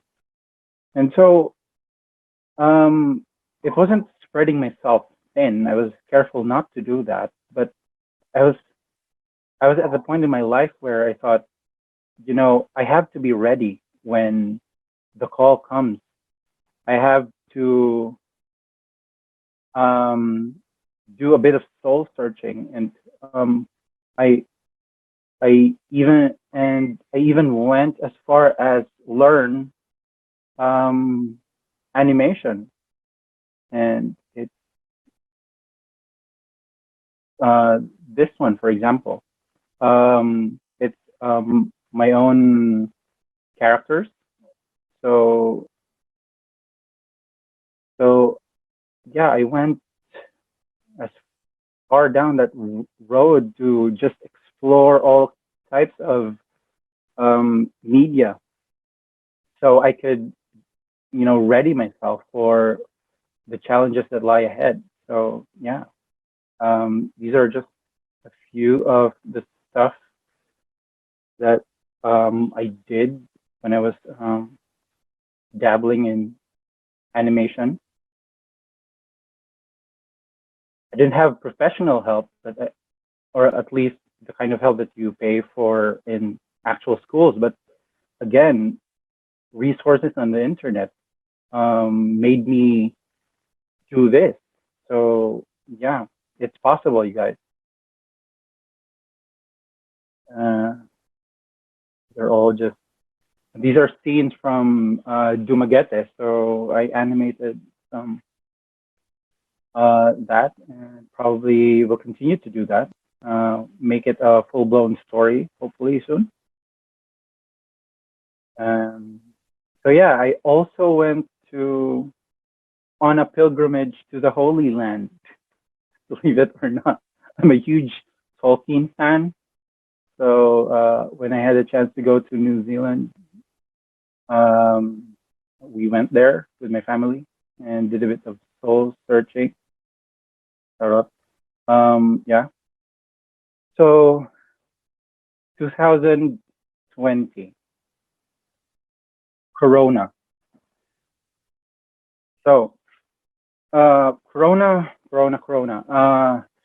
Who is she? We hate her, right? Corona is no longer that glittery thing you adorn your head with, but and Corona is also no longer that drink that that thing you drink yourself into a blackout. But now Corona is a virus, and it's a very real and very deadly virus. So I thought human excrement has officially hit the ventilating machine, and just when things were looking up, just when things were picking up, this B word comes in. But what Corona also is Steven, my name. My name is actually Stephanos. Greek for Steven is actually crown or corona. So this is it. This is another dragon to slay, a very real, very deadly dragon. And so I thought, may the best corona win, So yeah, I kept at it. I kept doing what I love. My momentum cannot be stopped. And because of that sheer tenacity to keep creating no matter what, I started reaping the rewards. And in November 2020, my artwork was among the winning works at AsiaGraph 2020 in Tokyo. The awarding ceremony was supposed to be in Tokyo, but the pandemic happened. Then this is it. This is the reason why I'm here. Is and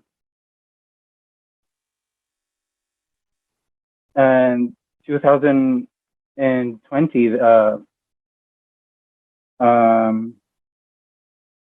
the email came, and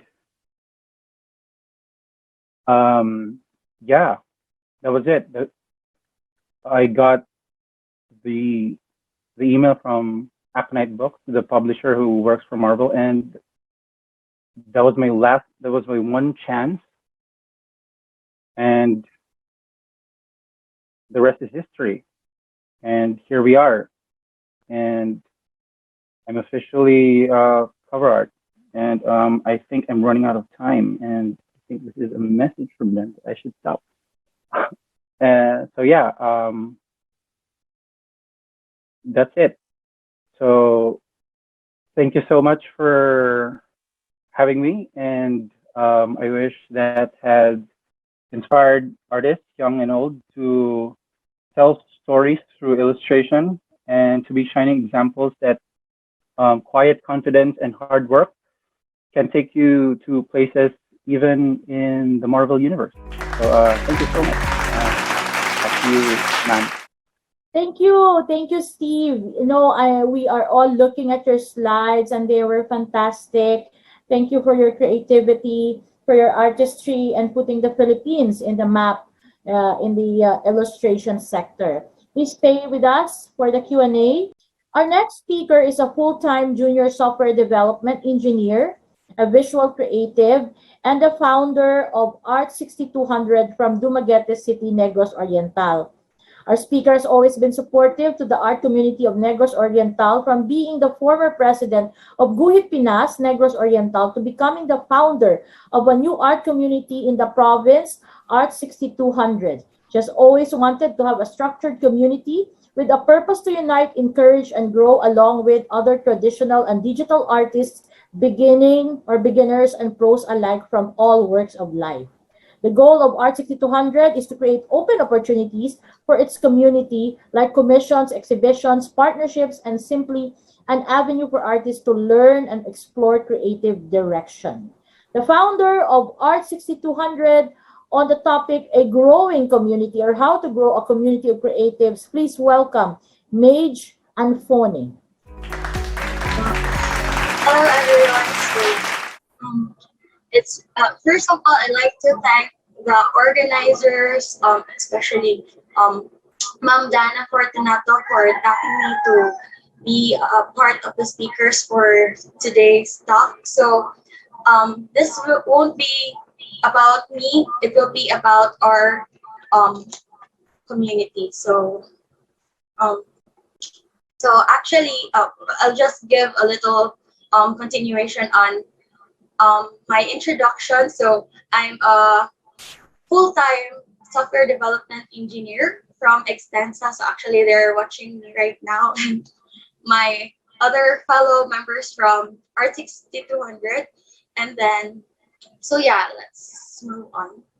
So I'll be sharing my screen. So I think most of you will be wondering what is Art 6200. So our group here is based on Dumaguete based, and then we have a lot of artists from Negros Oriental, and there are even other artists from other places from the Philippines, and even those that are from Dumaguete and are based outside the Philippines are joining us. And then also, so it all started from our group before last 2017. So I was the president of Guhit Pinas Negros Oriental. So we're also an art community here in Dumaguete, featuring other artists from Negros Oriental. So it's mostly so Art 6200 has most members from GPNO and other art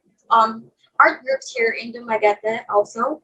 So yeah, so in the past, so in GPNO, we had different events that was supported by our local multidisciplinary artist here in Dumaguete, and he's also well known internationally and nationally. So it's Mr. Hersley Van Casero has been guiding us in the past. So we already had a lot of activities before. So this happened last 2017. So we have our group composed of different artists with different practices. So there are traditional artists and digital artists. So we already had a lot of events, so meetups and art jams that are welcoming artists that are still afraid to go out there and show their art to the world. So we're an avenue where artists can go out of their comfort zone and meet other artists that will inspire them too. And then we are guided by other artists, professional artists that have been super supportive to the artists that are still trying out to get out there and show their art to the world. So yeah, so we have different in the pictures or in the slides, we have different meetups and with different we have different goals in every meetup. So there are art jams with different themes, and also our artists will be challenged to step out of their comfort zones. And then also we had a partnership with Sir Hersley's art movement that is really popular here in Dumaguete, his ha, which has been recognized outside the Philippines. And then we did different versions of his famous laughing boy, and then we did a lot of exhibits before. So we displayed our artworks in Alima. It all started in Alima, and then we also exhibit the artworks in Robinson's Mall, Dumaguete. And then it's also in different, actually, these are posted online too in Sir Hersley's site, where other artworks from this collection has been sold not only here in the Philippines, but also outside the Philippines. And then we were given the chance by Silliman University before. They gave us a chance to showcase our talents, and then they really organized an exhibit for us. So the members were really thrilled because we didn't think that other artists in our place, especially the visual artists in Silliman University, recognized us.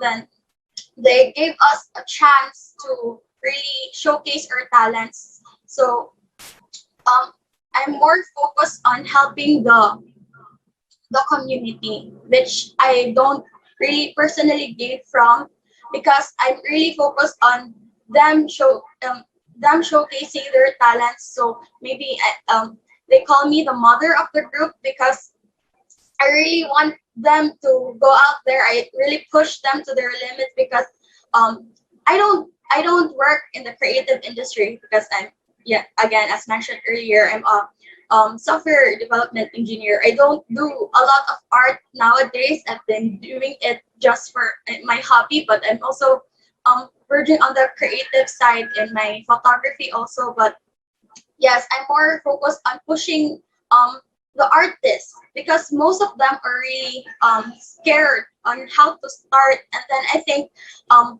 joining a community who are also interested in making other artists be recognized around the world, and then not just because some are really afraid of what would other people think, like that. And then I really think that if you don't go out there, your dreams are just dreams. So if you don't do something about it, so yeah, you just have to deal with that. And then so yeah, we were really thankful before, because there are other people who already see our potential. So we gave back by teaching kids before regarding art, because there are a lot of kids that are not really supported. And then because other people think that being an artist, you don't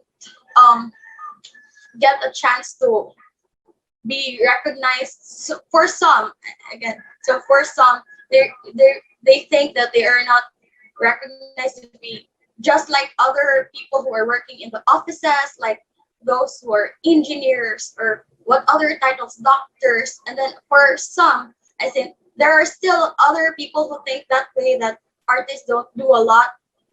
And then, as you can see from our previous speakers, they have been to bigger creative industries, and they have really achieved a lot that sometimes maybe worth more than those who are in the office setting. And then they've been earning a lot through their art. And then so yeah, so we're here in Art 6200. So Art 6200 is from GPNO, and then we started during the pandemic. So all we could do are online art activities, unlike what we previously did in GPNO, where the pandemic still hasn't existed. And then so we got to gather a lot of artists. So for Art 6200, we did everything online. So we had weekly art challenges. So here are some of their works. So as you can see, we have a lot of digital artists from Art 6200, and then also we have traditional artists as well. So we welcome any artists who are still trying to go out there to the creative industry, so that we can so they can show their artworks to everyone. So we already have art jams too online via Discord. So we do artworks together, and then so yeah, I did the one in the center. So I've been doing art with them, even though I don't do that much artworks in the during the time of my being a founder of the group. So sorry about that. And we also had collaboration. So these artworks were made by artists. So one big piece done by 3 artists. So yeah. So recently, earlier this year, February 2021. So even though we are following safety protocols, we had an art event. We called it Creating the Spark, and then as you can see in the picture, we had Sir Elohim Tampos. So I think some of you know him. He is a visual artist. He has worked for a lot of Hollywood movies. So he's a great friend of ours. So he had the initiative to tap me if we would want to have an event that would encourage the artists to go out there and then get to I think the how to be successful is based on how you start. So during our event, we were focused on trying to let the artists try to sell themselves. So as you can see in the pictures, there are artists that are showcasing their artworks. So during this event, we had 4 Saturdays to have this, where our artists are showcasing their artworks, and then we also had guest speakers who inspired the artists. So so one of our speakers later today, Sir Emot Amodia, had shared with us too on his inspiring stories, and also Elohim on how he started his visual effects journey, and also Sir Hersley Casero shared how he started. So I think one of the key on how to go out there in the creative industry is to get to know people who can advise you on what to do, since they have a lot of experience. And so I think if they also heard the speakers earlier, it would also create a spark to the artists that would really want to make a name for themselves. And I think artists should also get acquainted with other fellow artists, those who have the experience on how to get to the creative industry, because that's really what they're struggling about. They don't know how to start. They don't know who to tap. They don't know the people who are willing to accept those who are really passionate about their talents too. So I think that's how they could get to the industry. And then, so for our next upcoming event, actually we should have the Padayon exhibit last June 2021 at Dakong Balay in partnership with ETI, and we also had a lot of sponsors actually for this event, but we had to move the exhibit because of the rising surge of cases earlier. I think, no, not earlier, but last June. So we had to move it maybe this October. But yes, we were really happy that there are a lot of establishments, organizations that are really supportive to the creative industry. So we're really glad that our sponsors and all our partners can see the potential in our community to help other artists to share their talents, also to showcase their talents. And then yes, we went to different places in Negros Oriental because in our upcoming exhibit Padayon, we will be featuring the collaboration of photography and illustration, which I'll be showing some sample collaborations and for our upcoming exhibit. So here, this is we are sorry about that. We are collaborating photography and illustration. So through our artworks, this will be how the artists could show how could show their creativity by trying to work with what they have and do something amazing about it from it. So yeah, so these are our sample collaboration. So yeah, we have different social media accounts. So we have our Facebook page, and we are encouraging those who are watching that are into art to join R6200, and then to follow us on Instagram. And we are having art jams on Discord too. So maybe you would want to join us. And so yeah, these are the main goals in this main points in this talk. So to get started, to get out of your comfort zone and to go chase your dreams. So you won't ever succeed if you don't get started. And I think how you start should be on how you start in this industry is how you work on your art, and then how you approach people who are more experienced in the industry. So in R6200, we are helping people to know the community, also to know who to go, who to ask, and then to get out of your comfort zone. So by doing all these things and not trying to make a move is definitely won't let you go anywhere. So you'll be stuck, and I think so yeah, I think that's something to always keep in mind, to always get out of your comfort zone and then go chase your dreams. So I think that's it. Thank you so much. Thank you, Mage. Thank you very much for all that you do for Dumaguete. Rest assured that we have a day job. We all have our different professions, but for the sake of art, I think we're also doing something in our own respective communities. Yes. All right, so let's move forward to our next speaker.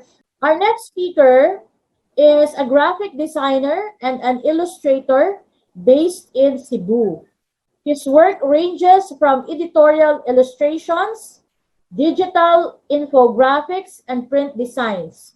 His design style combines multiple ideas to develop a smart and expressive, colorful set of artworks. To talk about design and illustration, let me now call on Winston Kangsuko from Cebu City. Winston? Yes, hello. Hello, Miss Jocelyn. Josiel, I mean. Okay.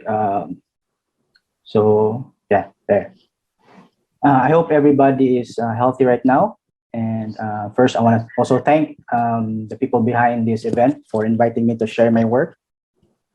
It's an honor to be part of this talk. You know, with the speakers before me. It was really amazing, very inspiring.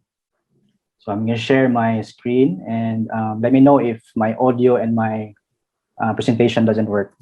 Oh, sorry. So I am Winston Kangsuko. I'm a graphic designer and an illustrator based in Cebu City. So the first 6 years of my career, I was in an office setting. From 2004 up to 2008, I was working as a Flash dev, programming stuff. And then I transitioned to a full-time design job in 2008. So the reason why was because I really sucked in coding. So as you can see, I'm a very happy pug during that time, 6 years of my career. And then from 2008 until this pandemic, I have been I've been working remotely, work from home. So I'm still a very happy pug, as you can see. Okay, so today I'm gonna talk about my work, about my challenges in my work and how I work around those challenges. So I hope this talk will be value adding and would inspire a lot of designers, and also would get those people from the business side to invest on using illustration in their marketing campaign. So my work is 10% print, and then 90% of it goes to online platform, mostly used to sell and promote products, or as a visual interpretation of readables online. So my work spans around editorial illustration and infographics. So I mentioned earlier that my work also promotes and sell products online. So indirectly, these infographics I've shown you for an online store, and they are selling some health stuff, and I think they're also one of their products are smart watches. So they asked me to make an infographics about the common uses of a smartwatch. Okay, so before I go to my work, let me define illustration for you guys. So it's a visual interpretation of a particular concept, text, or process. An image that aims to support and clarify textual information. So basically, it's like throwing in some light on a specific subject, building that imagination of the viewers before they go into reading the content. So with that, illustration is not merely just decorative, but it can also turn into a functional art. So that is what editorial illustrations and infographics are. Oops. So why do brands hire me? So why is illustration valuable and essential to marketing campaigns, especially online?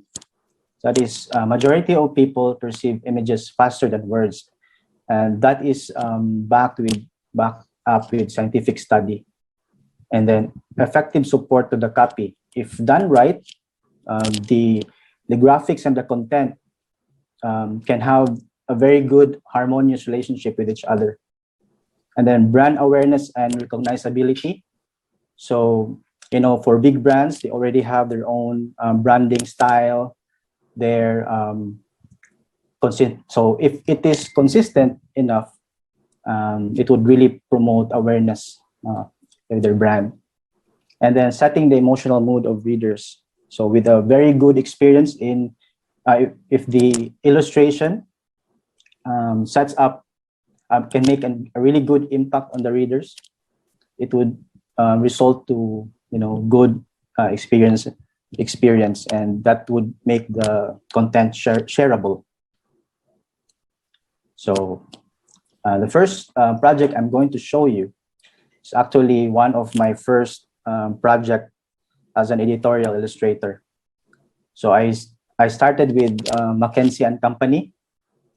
I was a design vendor for them. I produced illustration for their quarterly journal and also for their website. So that was back in 2000. So this project was published last 2013, both for print and online. So, so let me, excuse me. So let me talk about this image first. So the article for this image is Brazil's iConsumer. It talks about the rising online shopping in Brazil. So what I did, I just simplified and add some creativity on the Brazil flag, and the person with an iPad represents the subject matter, the iConsumers.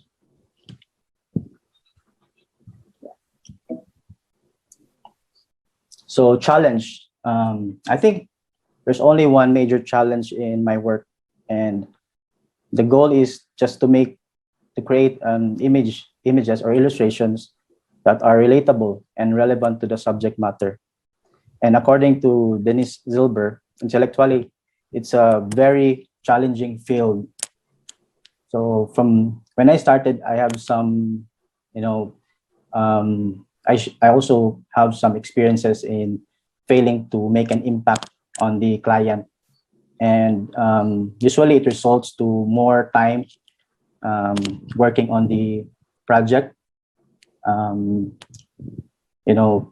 If the client would ask you to elaborate more on your design, that usually means you have to rework it.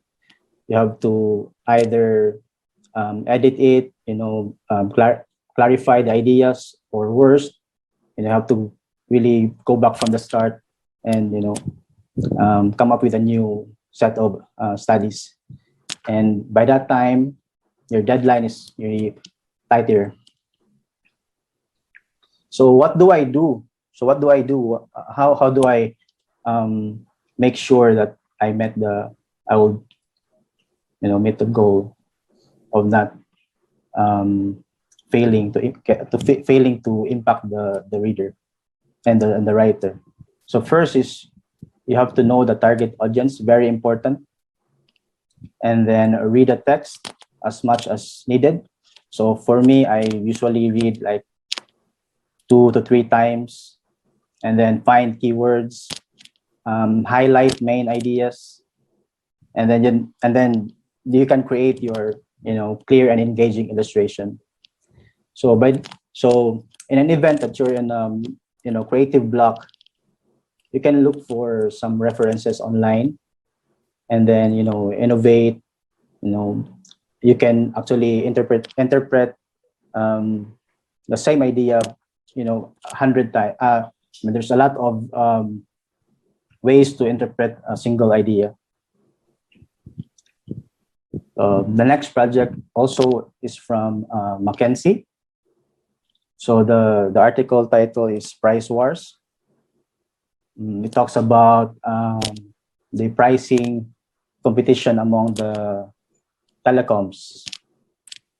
So the keywords I use for this is price tag, telecommunication, and competition. So this was also published so aside from McKinsey, this was also published in Loser's Archive, where I was part of the 200 best illustrators worldwide. So yeah. And this project is titled eSIM, or short for Embedded SIM Card. So back in 2015, I think you were planning to embed SIM cards in mobile phones, and then you can automatically switch from service providers in your settings. So only one SIM card. So metaphorically, I use the magnetic drawing pad for kids that represents that you can draw and redraw. So the keywords for this is mobile, programmable, and embedded SIM. And usually using metaphoric images, it works well with the writers and the readers. So that's my trick. And it was also the time where I developed my design style. So as an illustrator, it's very important for you to have your own style. It's the way or the only way that you could, stand out from the other designers. So I love, as what Miss Giselle mentioned earlier, I like mixing ideas, 2 to 3 maximum ideas in one concept.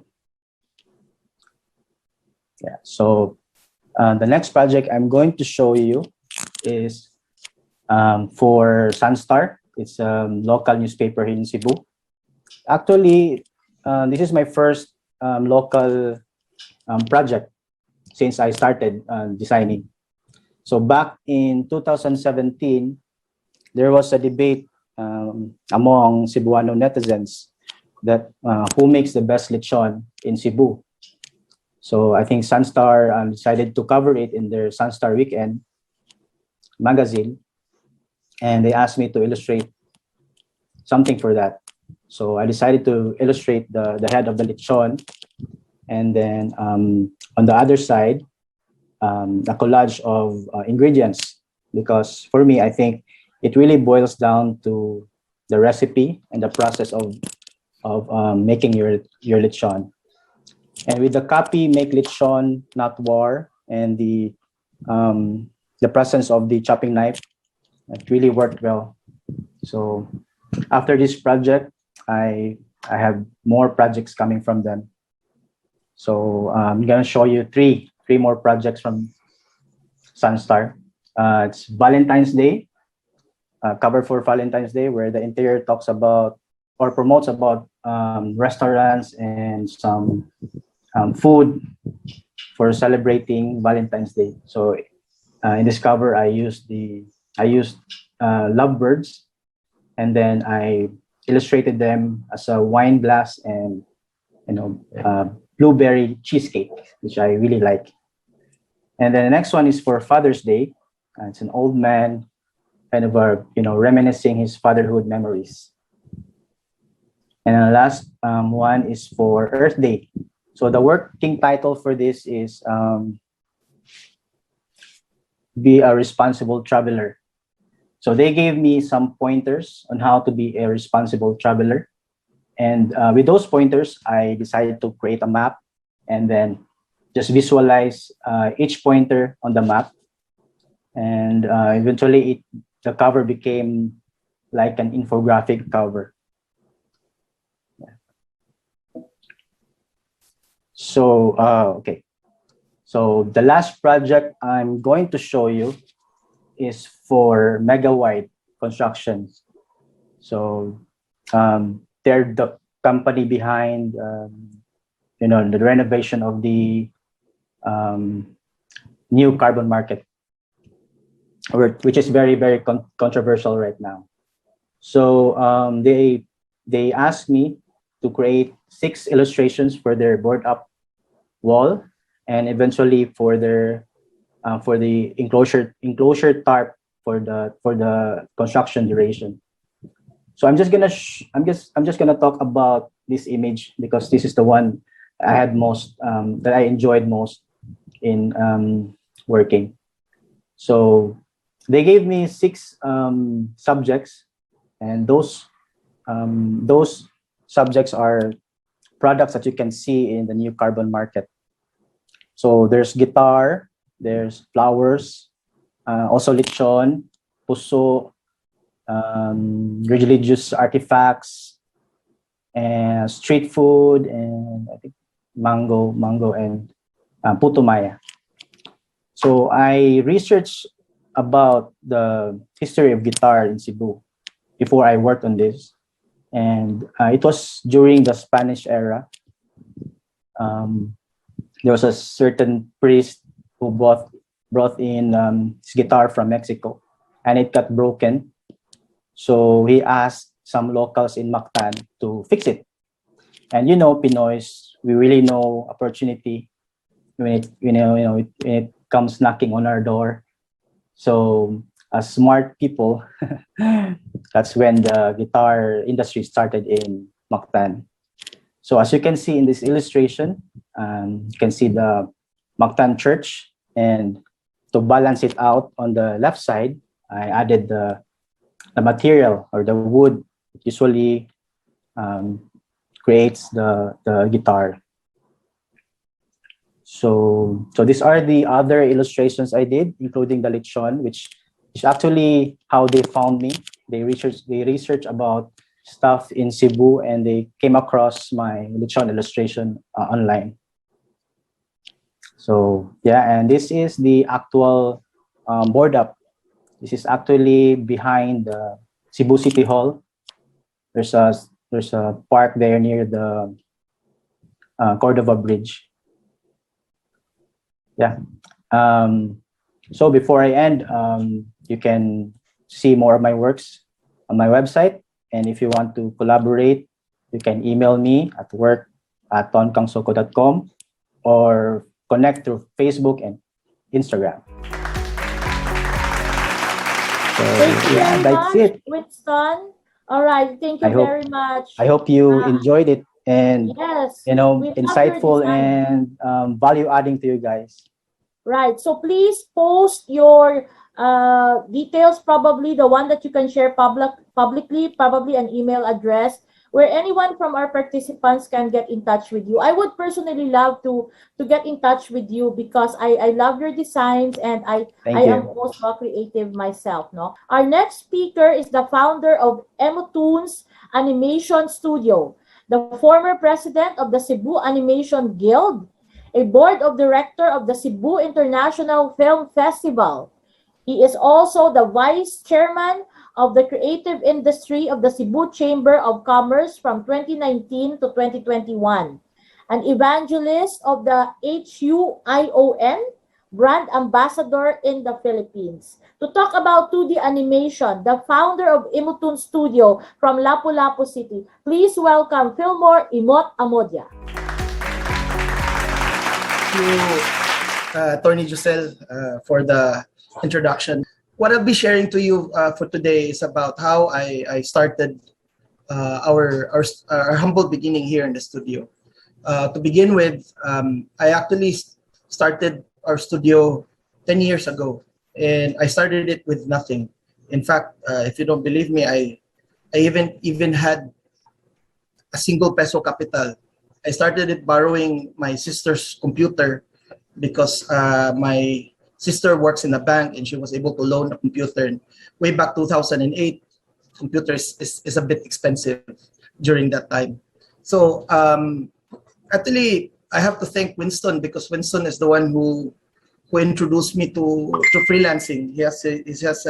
I used to work with Winston in Playtech way back 2008. So I have 3 jobs. I was juggling with 3 jobs during that time.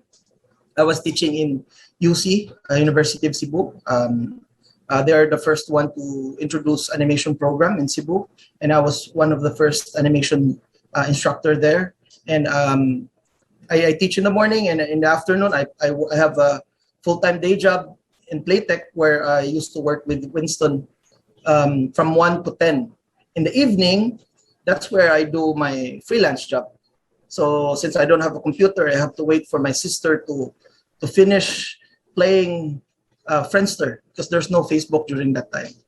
So I work from 12 a.m. until 4 a.m. And I have to wake up again 8 a.m. because I still have to go to school for my teaching job. So for the next 10 years, that has been my routine. If it's not hard work, then I don't know what it is. So until 2010, my students graduated, and they're asking me, Sir Emot, can I do OGT in your studio? I said, I don't have a studio. But sir, you have a freelance job. Can we help out? I said, yeah, maybe. Okay, you can just come to our house. We have a dining table.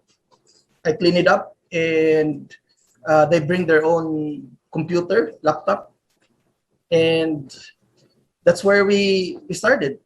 And to my clients, to the surprise of my client, they said, Imot, it seems that you finish your project ahead of time, ahead of schedule.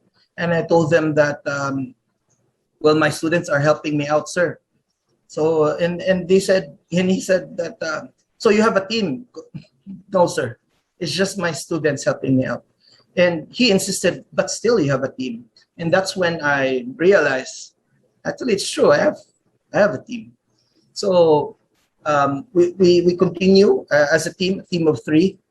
We continue working for online freelance job.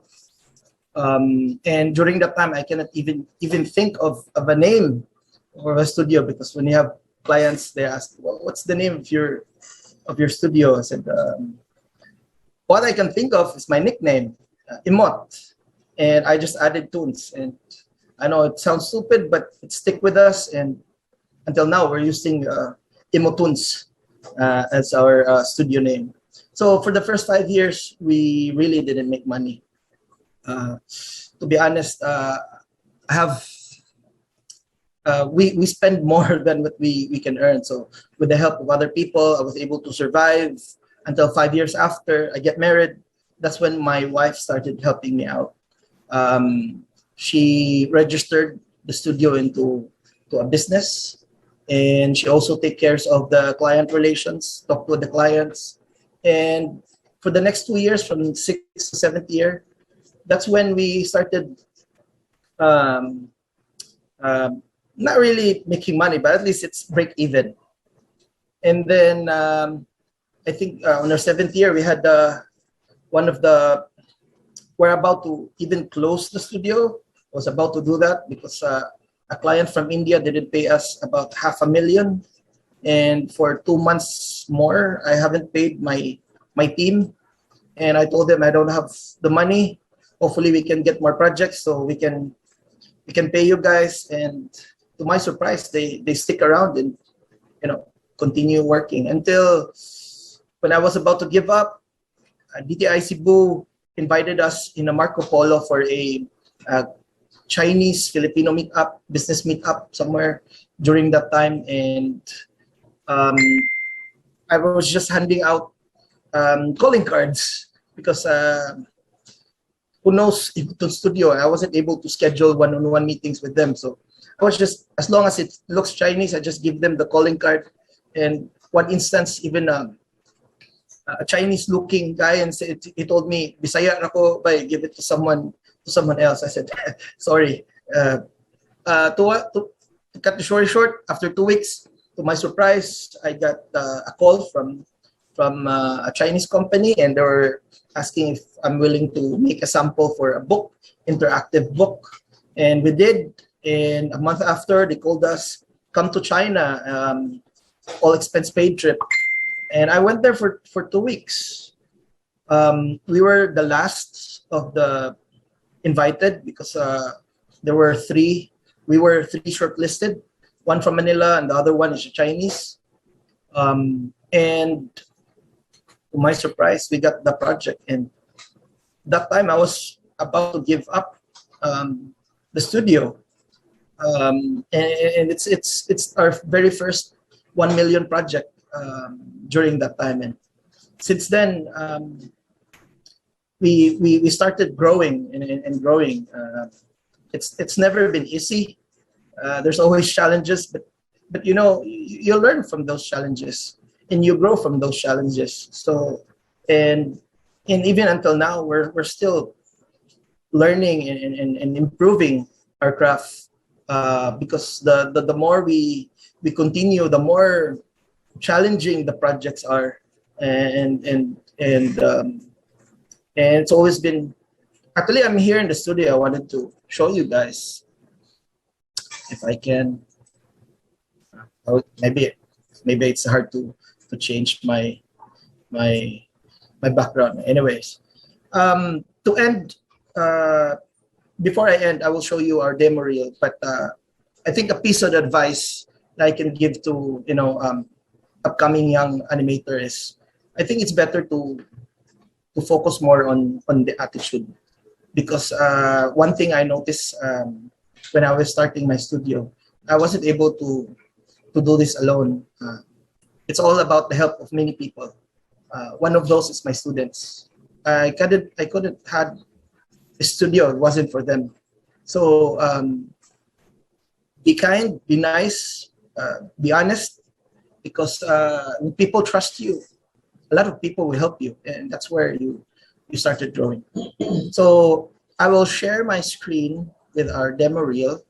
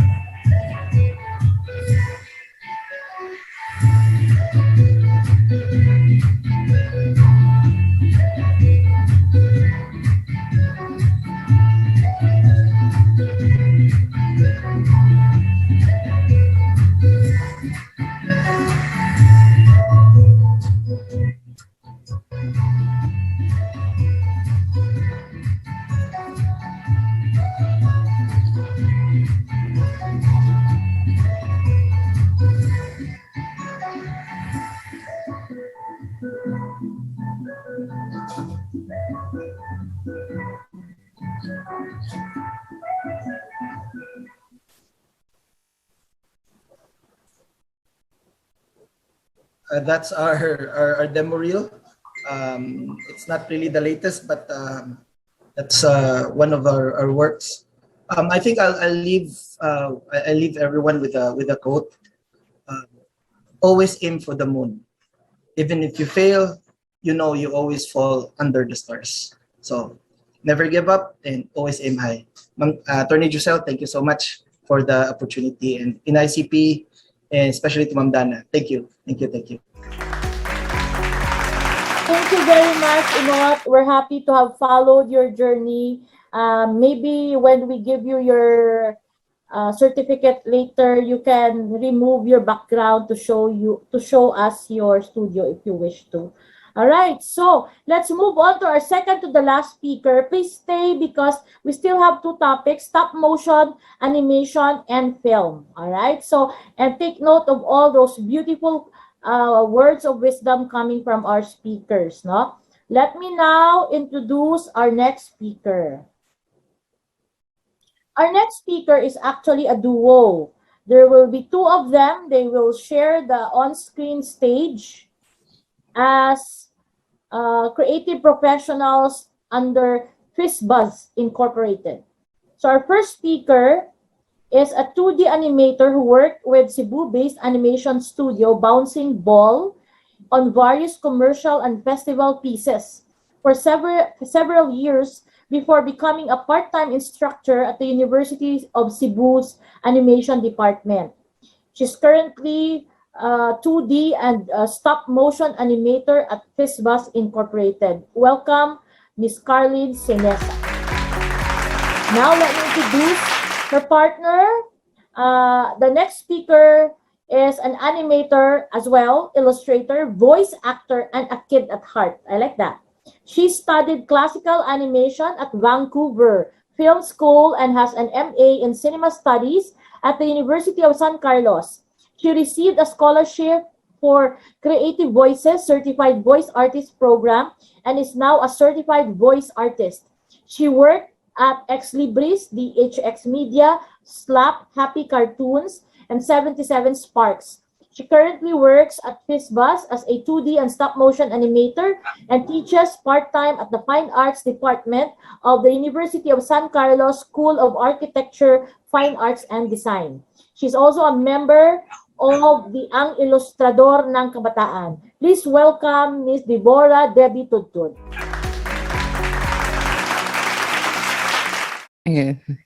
Thank you for the welcome. Yeah, thank you so much for that. Okay, so I'm Ling. And I'm Debbie. So we're both animators for VISAYAS Inc.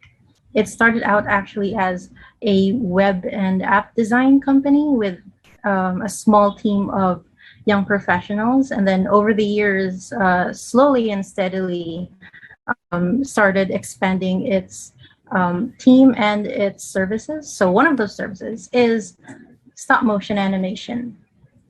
So if you don't know what stop motion animation is, it's a specific type of animation that uses tangible things or physical objects. So we create our own props, we create our own sets, and we use usually the products that we use are toys called stickbots, where it's like characters with movable limbs.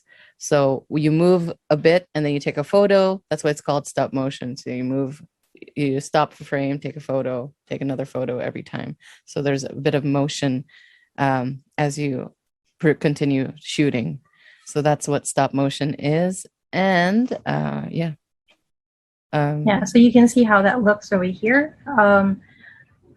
As of today, VISAYAS Inc. is actually the first and only company that has a stop motion studio that provides like full production services. So full production as in from script to storyboard to fabrication or character design and animation, sound design, sound editing, everything to the post-production process as well.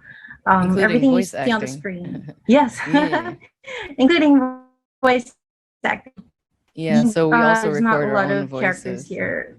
Yeah, you won't see, I don't think you can hear the characters in this clip, but all of the characters, all of the voices, as much as possible, are local. Those are all local talents. And Debbie is also doubles as our voice director.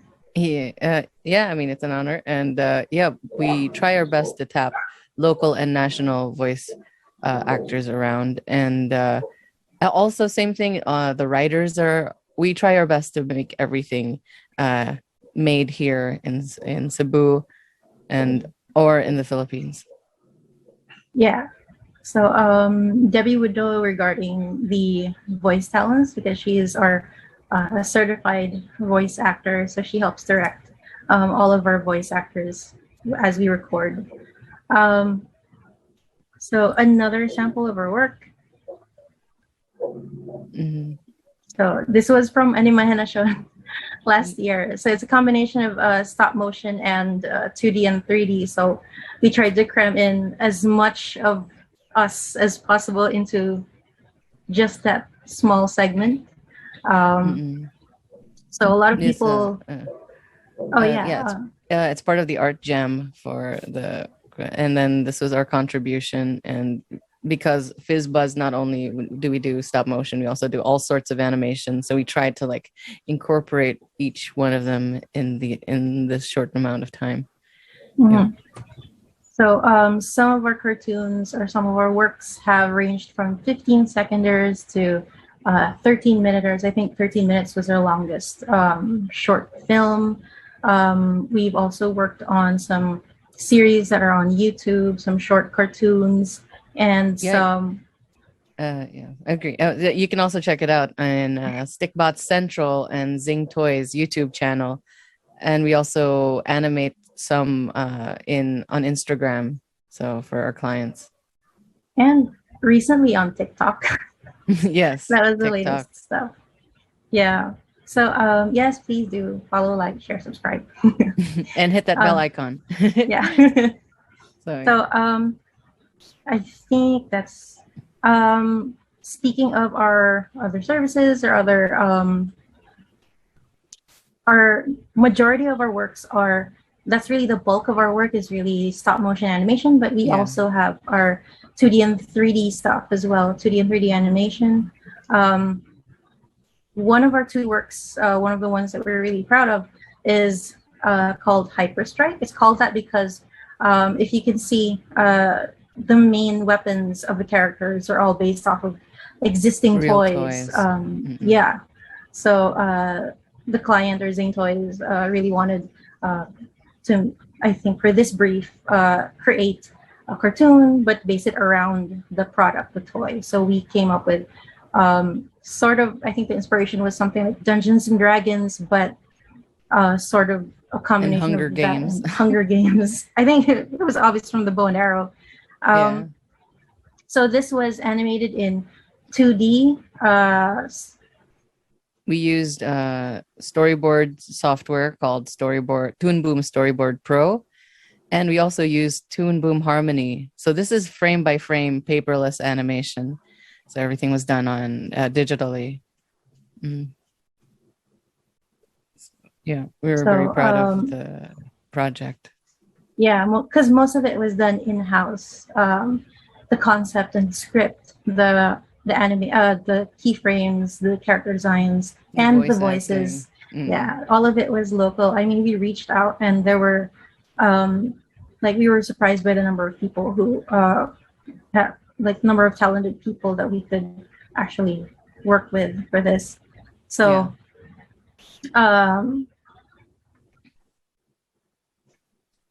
that's our 3D work as well.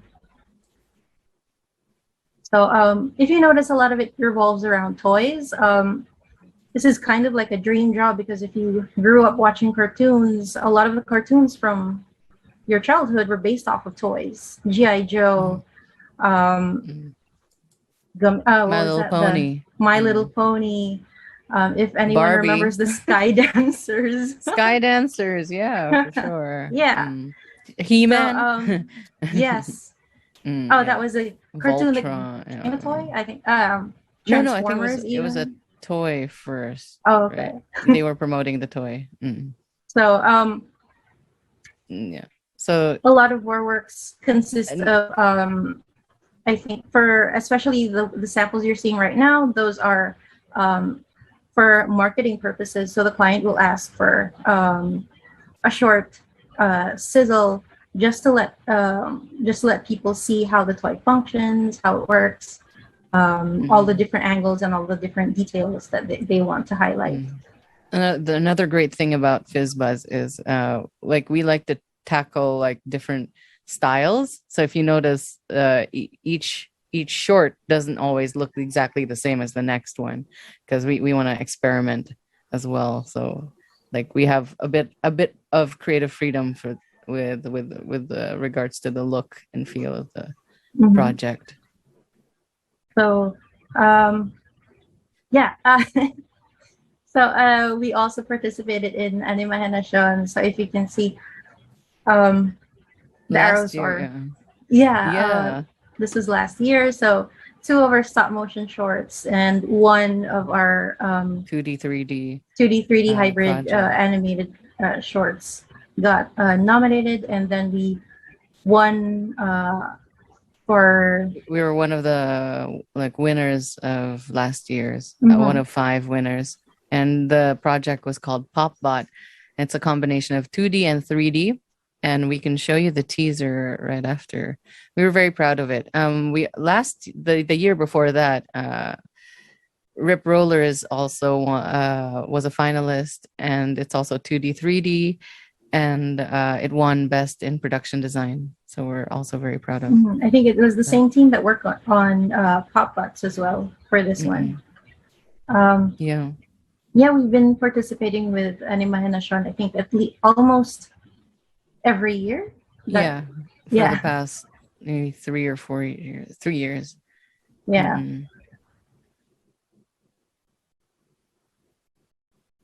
So just a teaser. So it's also a toy, promoting toys.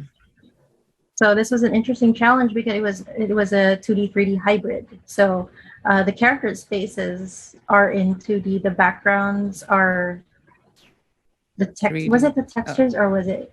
The textures are 2D. Yeah, and then everything else was 3D animated. Okay. Again, the voices are local. Some of those were our own teammates. It was very fun recording. It helped that they weren't saying actual words; it was just sounds. So, so you might be wondering why Animation Studio also has web and mobile app development. This was the first service that our FizzBuzz Inc. had. It makes sense. Again, if you were a kid who grew up in the 90s or who grew up with cartoons, you know that everything ties into everything else. If you make a product, you will need a website for it. You will need a game for it. You will need a sizzle or a short cartoon for that as well. So we try and cover those bases for you. So we have a great web and... We also worked on a stop motion animation app called Stickbot Studio 2.0, and it's both available on iTunes and Google Play. And it's useful because even students use it because it's free and it's very intuitive as a stop motion app. Yeah, I think that's one of the fun things about it is because we can kids can start learning about stop motion through the app. Yeah. So it's we plug and play. Yes. This one. And yeah, we also use web and app, mobile and web dev for marketing and e-commerce. So that's the example of Stickbot Studio 2.0.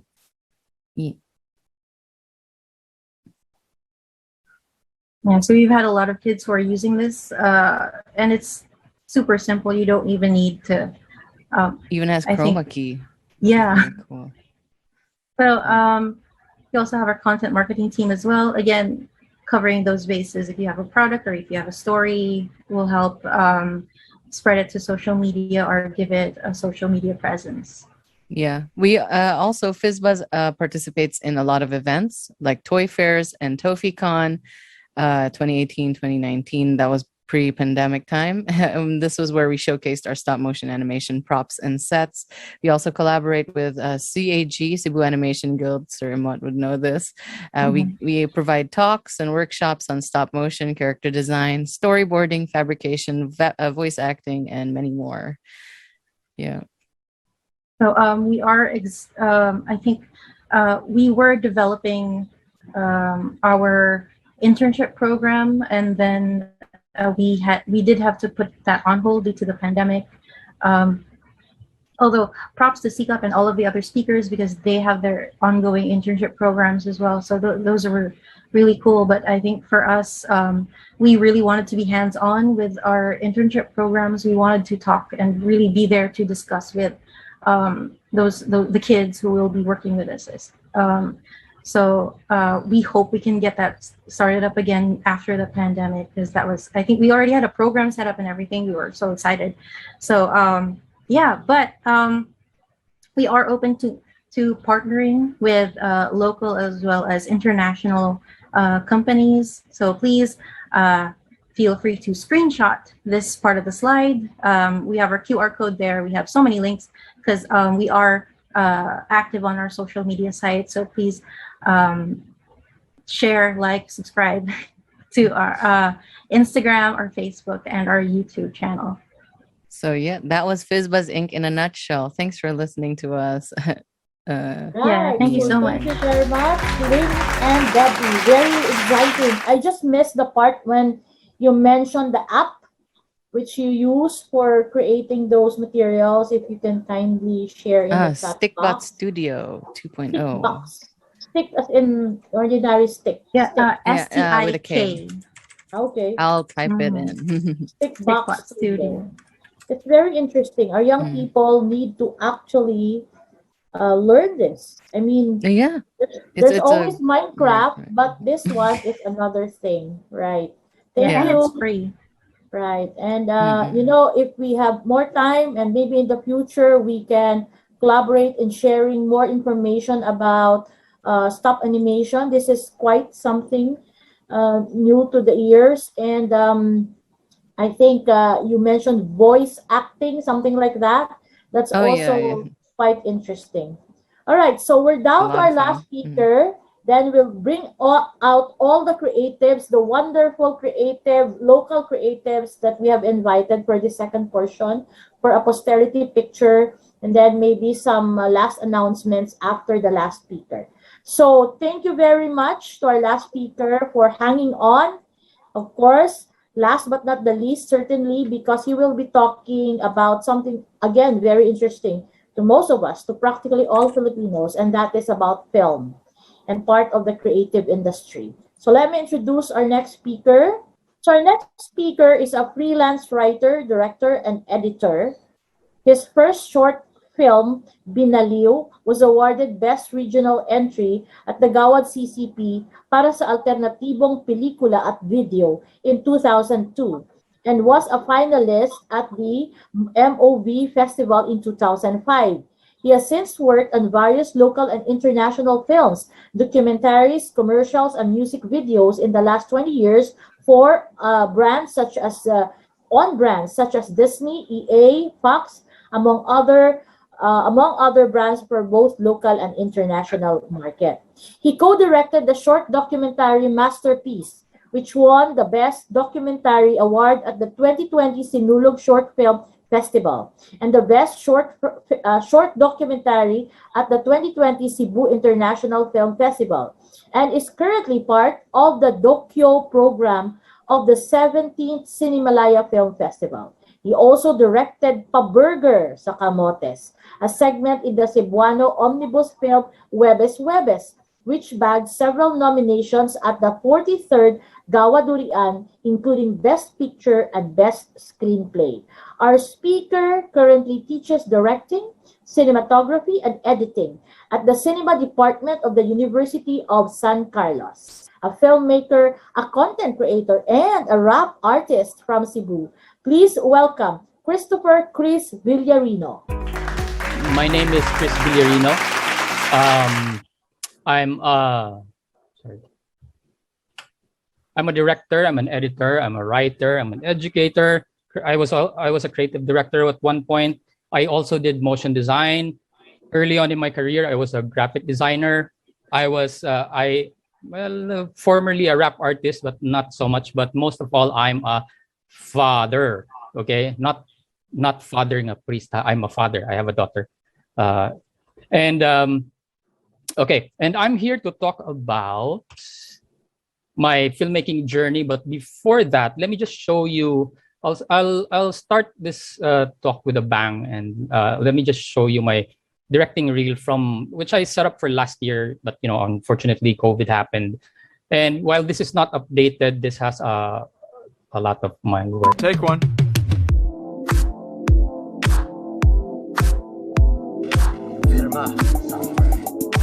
Pwede ba kayong maglinis?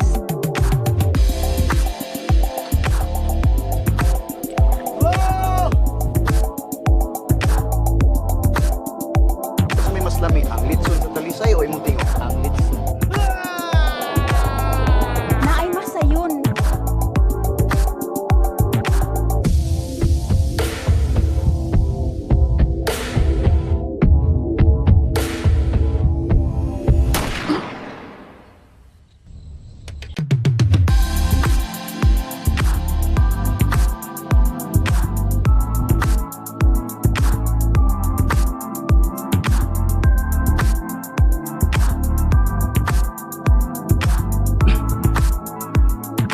But first, let me take a selfie.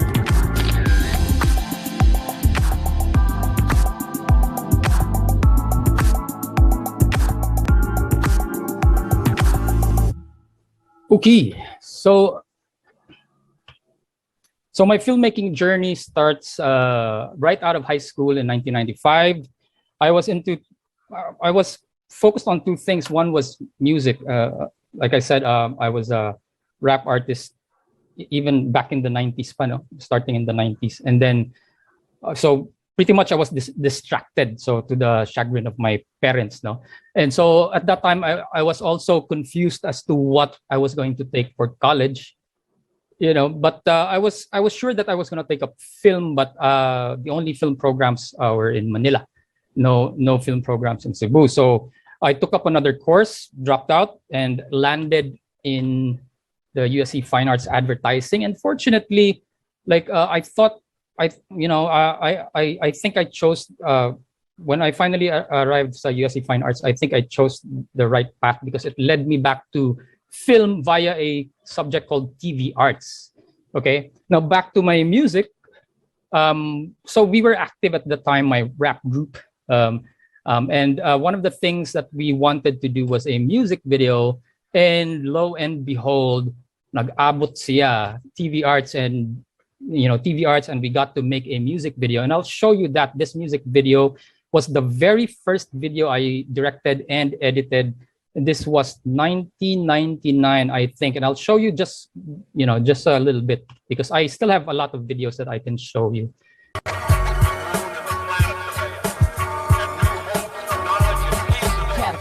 Apocalyptic, my wounds creating panic. It's tragic. All right. So I'm just gonna talk over. So this was the very first video that I created. This was shot on a home video camera from back in the day. Of course, these were tapes, and the resolution sizes of these video cameras is 1/4 of HD. That we're used to today. Okay. So that's me in the sleeveless. Okay, next. So we shot other things, because it's an advertising program, so we shot a commercial. But the one thing that I really got me into film, that I thought after taking some time in another course, and then finally 3 years into advertising in fine arts, was because I was good friends with my teacher. I was able to convince him that one of our projects should be a short film. At that time there wasn't a lot. These days you probably know a filmmaker maybe in school, or maybe someone you know is a filmmaker.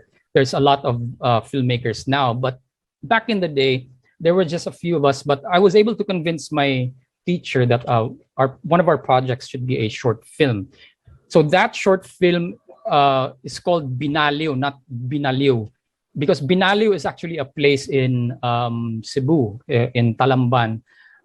So Binaliw in 2002 won second prize lang, but it was best regional entry at that time. And it was, in a ways, I think this was the film that sort of had the USC Fine Arts Department thinking maybe we should think of starting a film program. And more than 10 years later, I think that materialized. So I'll show you a little bit of Binaliw. And again, this was shot on a home video camera.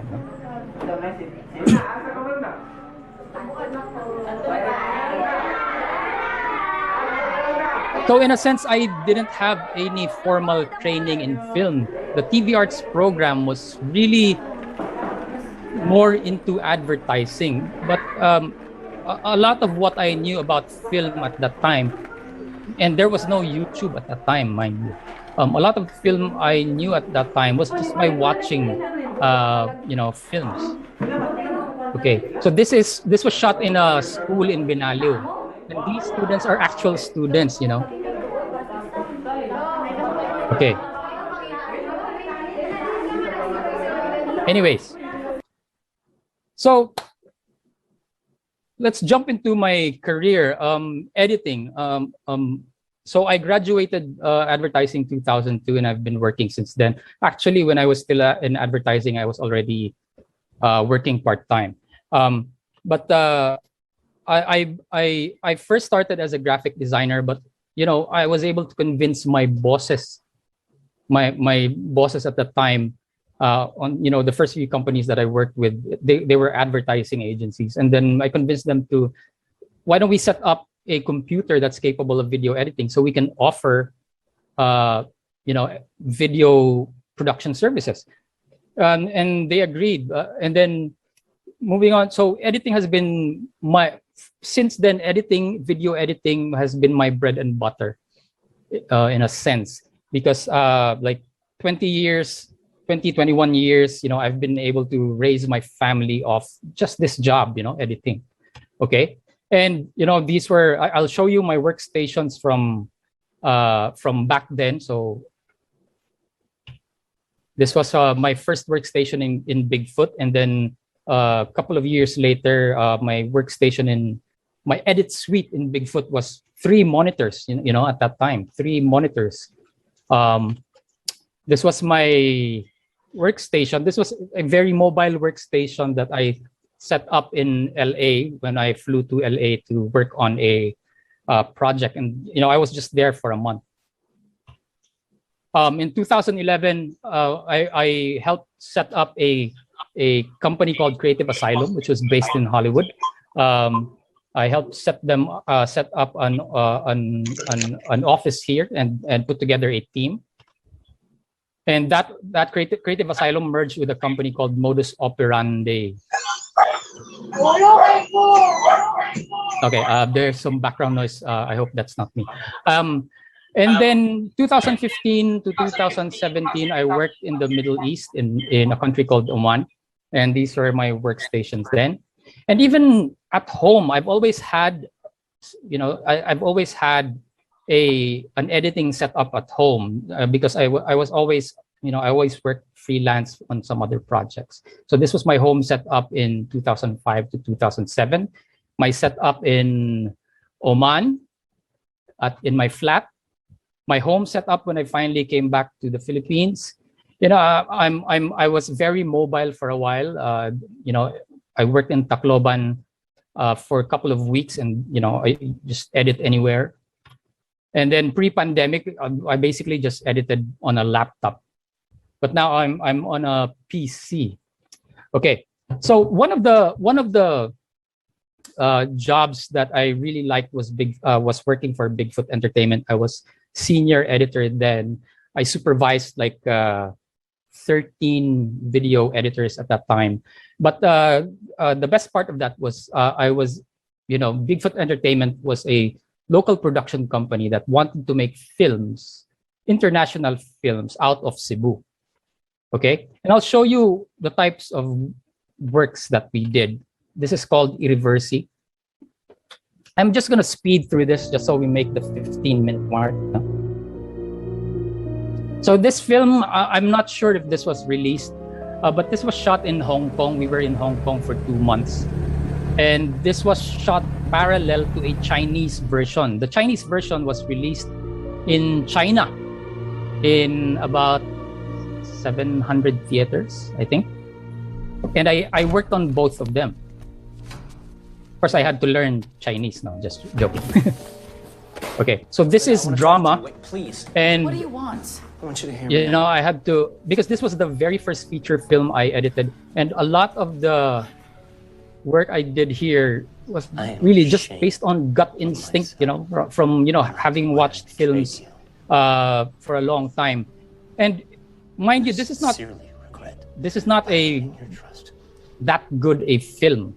It's very flawed, but it's in films like this that you learn to become a good editor, because a lot of film is problem solving.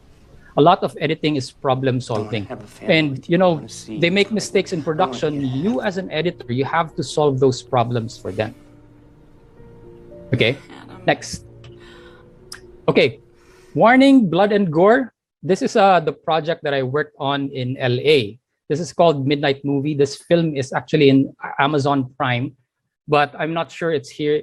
You can see it in the Philippines, but I saw it one time and I had to connect to VPN. So this is called Midnight Movie. This is a slasher film. I hope if we get to the blood and gore, just look away. Waiting for, let's go. What the fuck? Come on, okay, so this is a horror film. Lower the. This is a horror film, but the slasher type of horror film. And then I had to watch a lot of slasher films like Texas Chainsaw Massacre, Friday the 13th. I had to study them to be able to work on this film.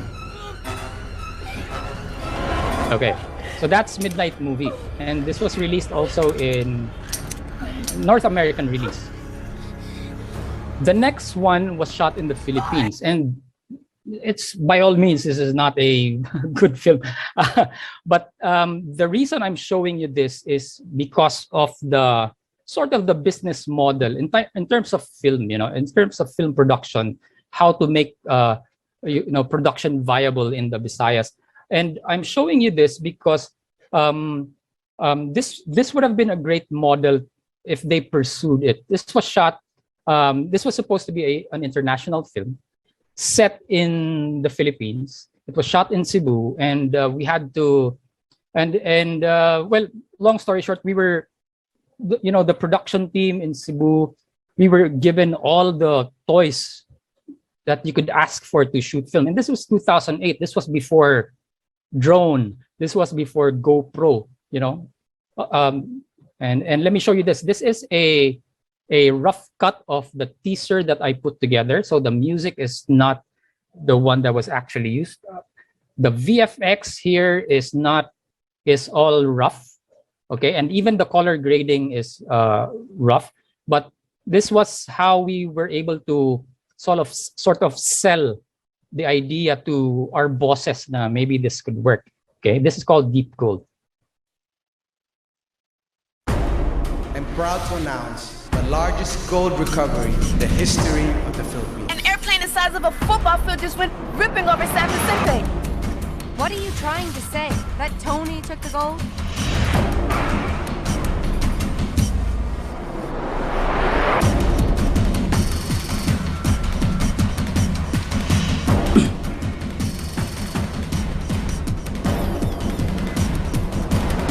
All good things to those who wait.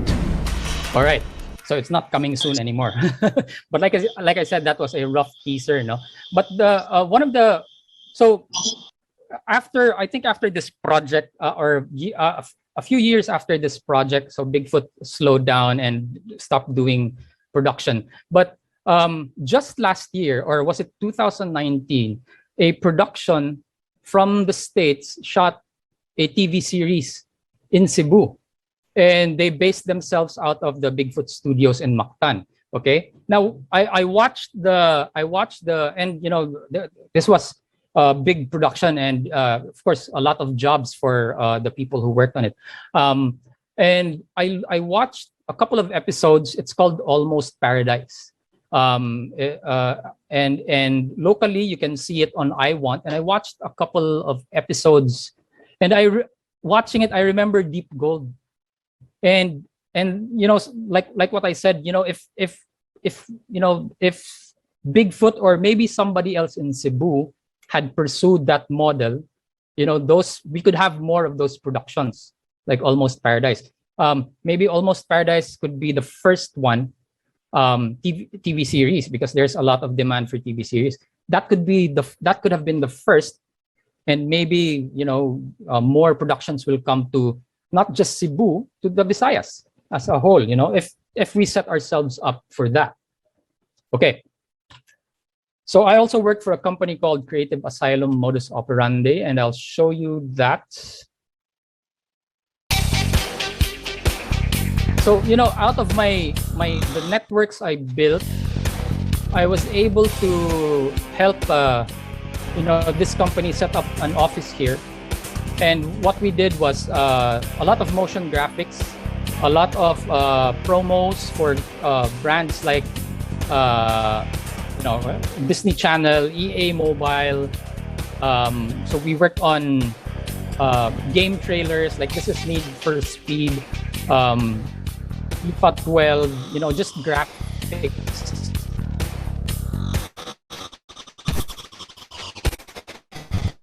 And this is another, because I'm an advertising graduate, it was very easy for me to shift from film to, jobs like this.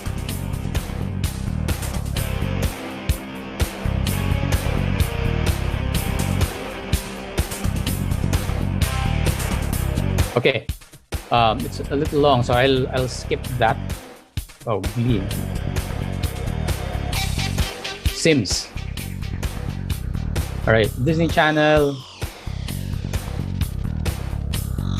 We did a lot of Disney Channel work.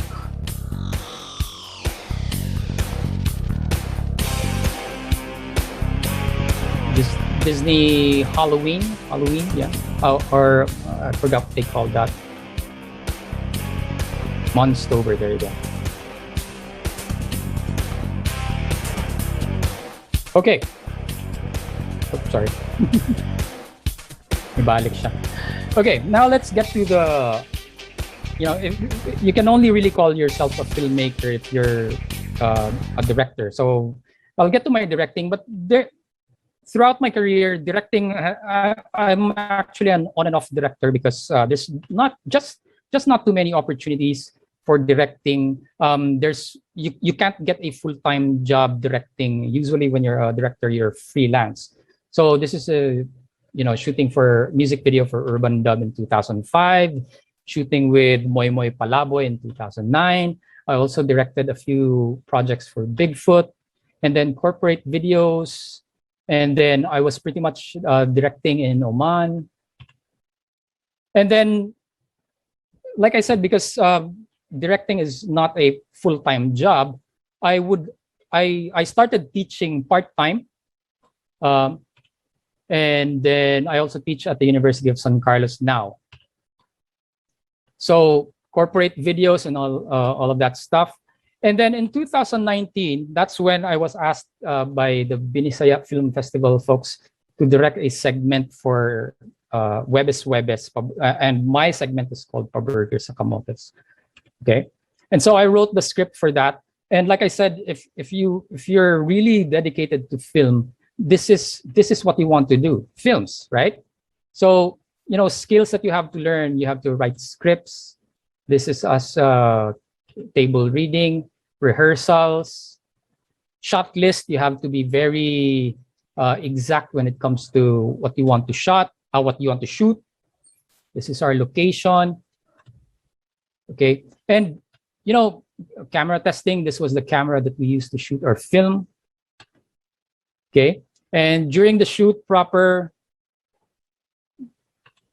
And guys, you know, if you want to be if you're thinking about filmmaking, I have to tell you that filmmaking is one of the most fulfilling things to do. It's very tiring. If you're not a big time filmmaker, you probably won't make enough money. But the creative potential for filmmaking, you know, is very, very high. Okay, and this is one of our scenes, and some of the scenes for this film was in my demo reel in the beginning. So color grading, of course, if you want to be a colorist, you can also do color grading. And then sound, when we started, we worked on sound. And then Webes was premiered in Ayala Center, Cebu on October 16, 2019. We had a good turnout. It was fun, you know, very fulfilling. And then a year later in 2020, in the middle of the pandemic, at least some good news, we bagged like 5 nominations for the 43rd Gawad Urian. And we didn't win Best Picture, but we won Best Music, which is great for a film that, you know, was self-funded, self-financed independent film. You know. And to close, my advice for aspiring filmmakers is, of course, learn. Study. If you want to be in film, you have to study that. And, you know, part of learning is practice, because you have to practice film. You can't wait until you're given the opportunity before you start, you know, doing the film. You have to practice and be ready when the opportunity comes. Invest your time in film. If you want to be a filmmaker, then invest your time in it. I mean, if you have money, then invest that money too. If you'll make that money back, you know, who knows? But if you don't have money, invest your time in it. Study, apprentice, internship, do an internship with production houses, and then diversify. So if you saw my body of work, it's very diverse. You know, I did motion graphics, promos. I worked on documentaries. I edit, I direct, then I write, among other things.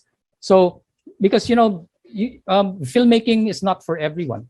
So if you pursue that, but if it doesn't work for you, that's why you diversify. So you have other things you can do.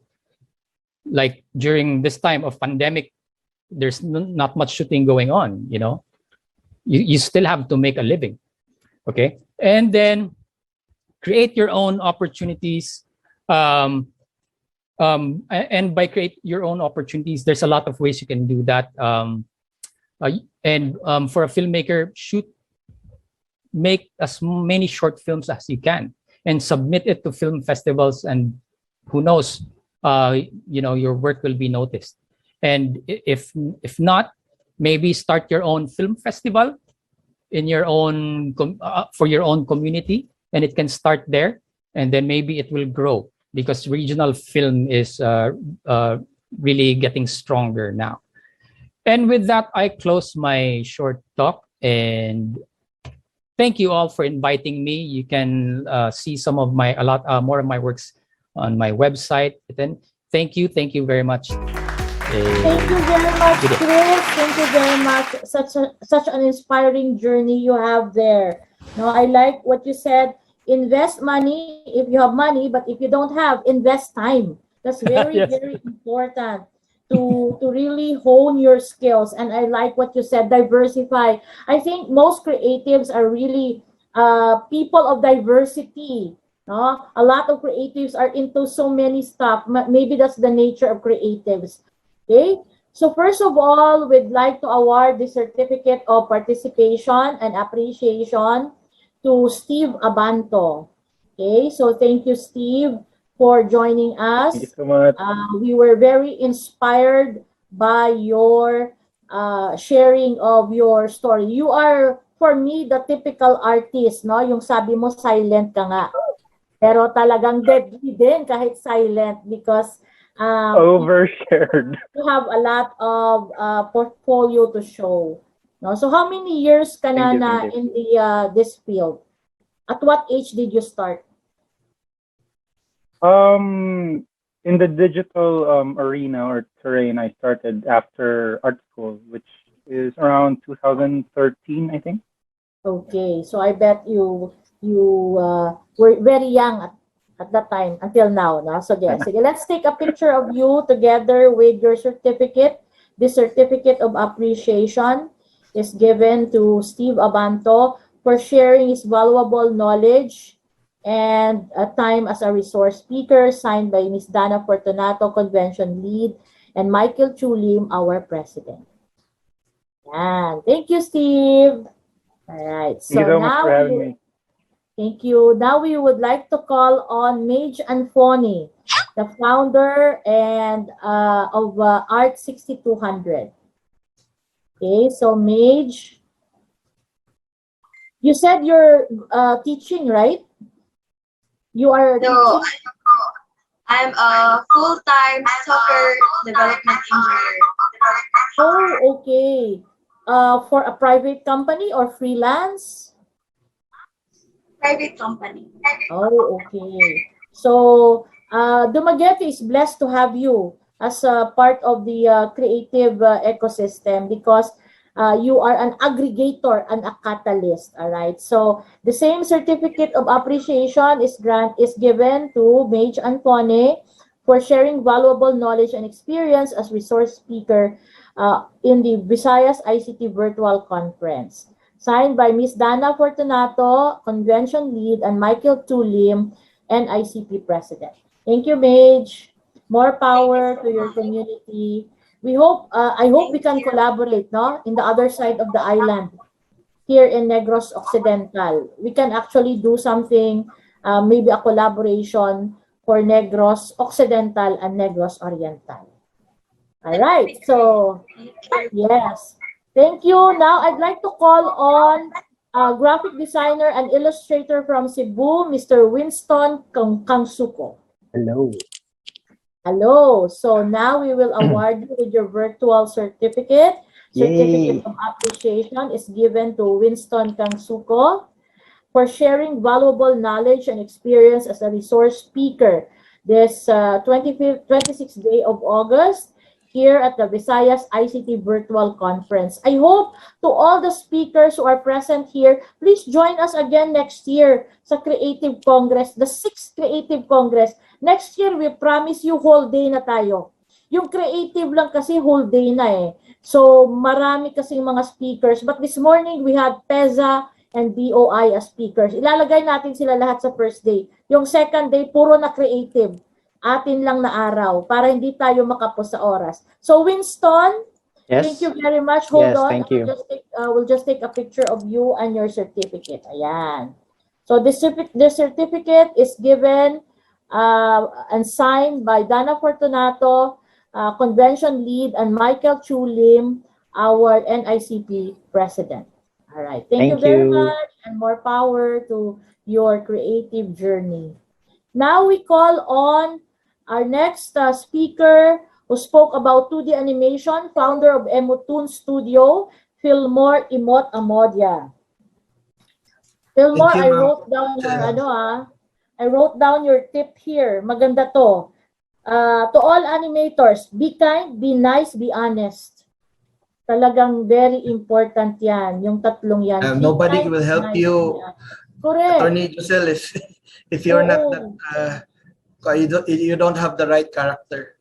Exactly. You know, yesterday we had a startup founder who was saying na talagang humility is a skill. I mean, I told him na, you know, in the McKinsey study now, humility is now a skill because that's the only way you can be helped. When you are teachable, when you want to collaborate with others. Pero kung medyo mataas na yung ano mo, syempre nobody will help you na kasi they feel na you don't need them.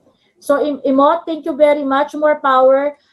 Bibigyan ka na namin ng Hall of Fame certificate next year pag sumali ka sa 6th Creative Congress. Kasi I think this is your 3rd time. So let's have a spotlight on Emot so we can give the certificate of appreciation. You can see in the background his studio. That's the studio with Emo Tunes. No?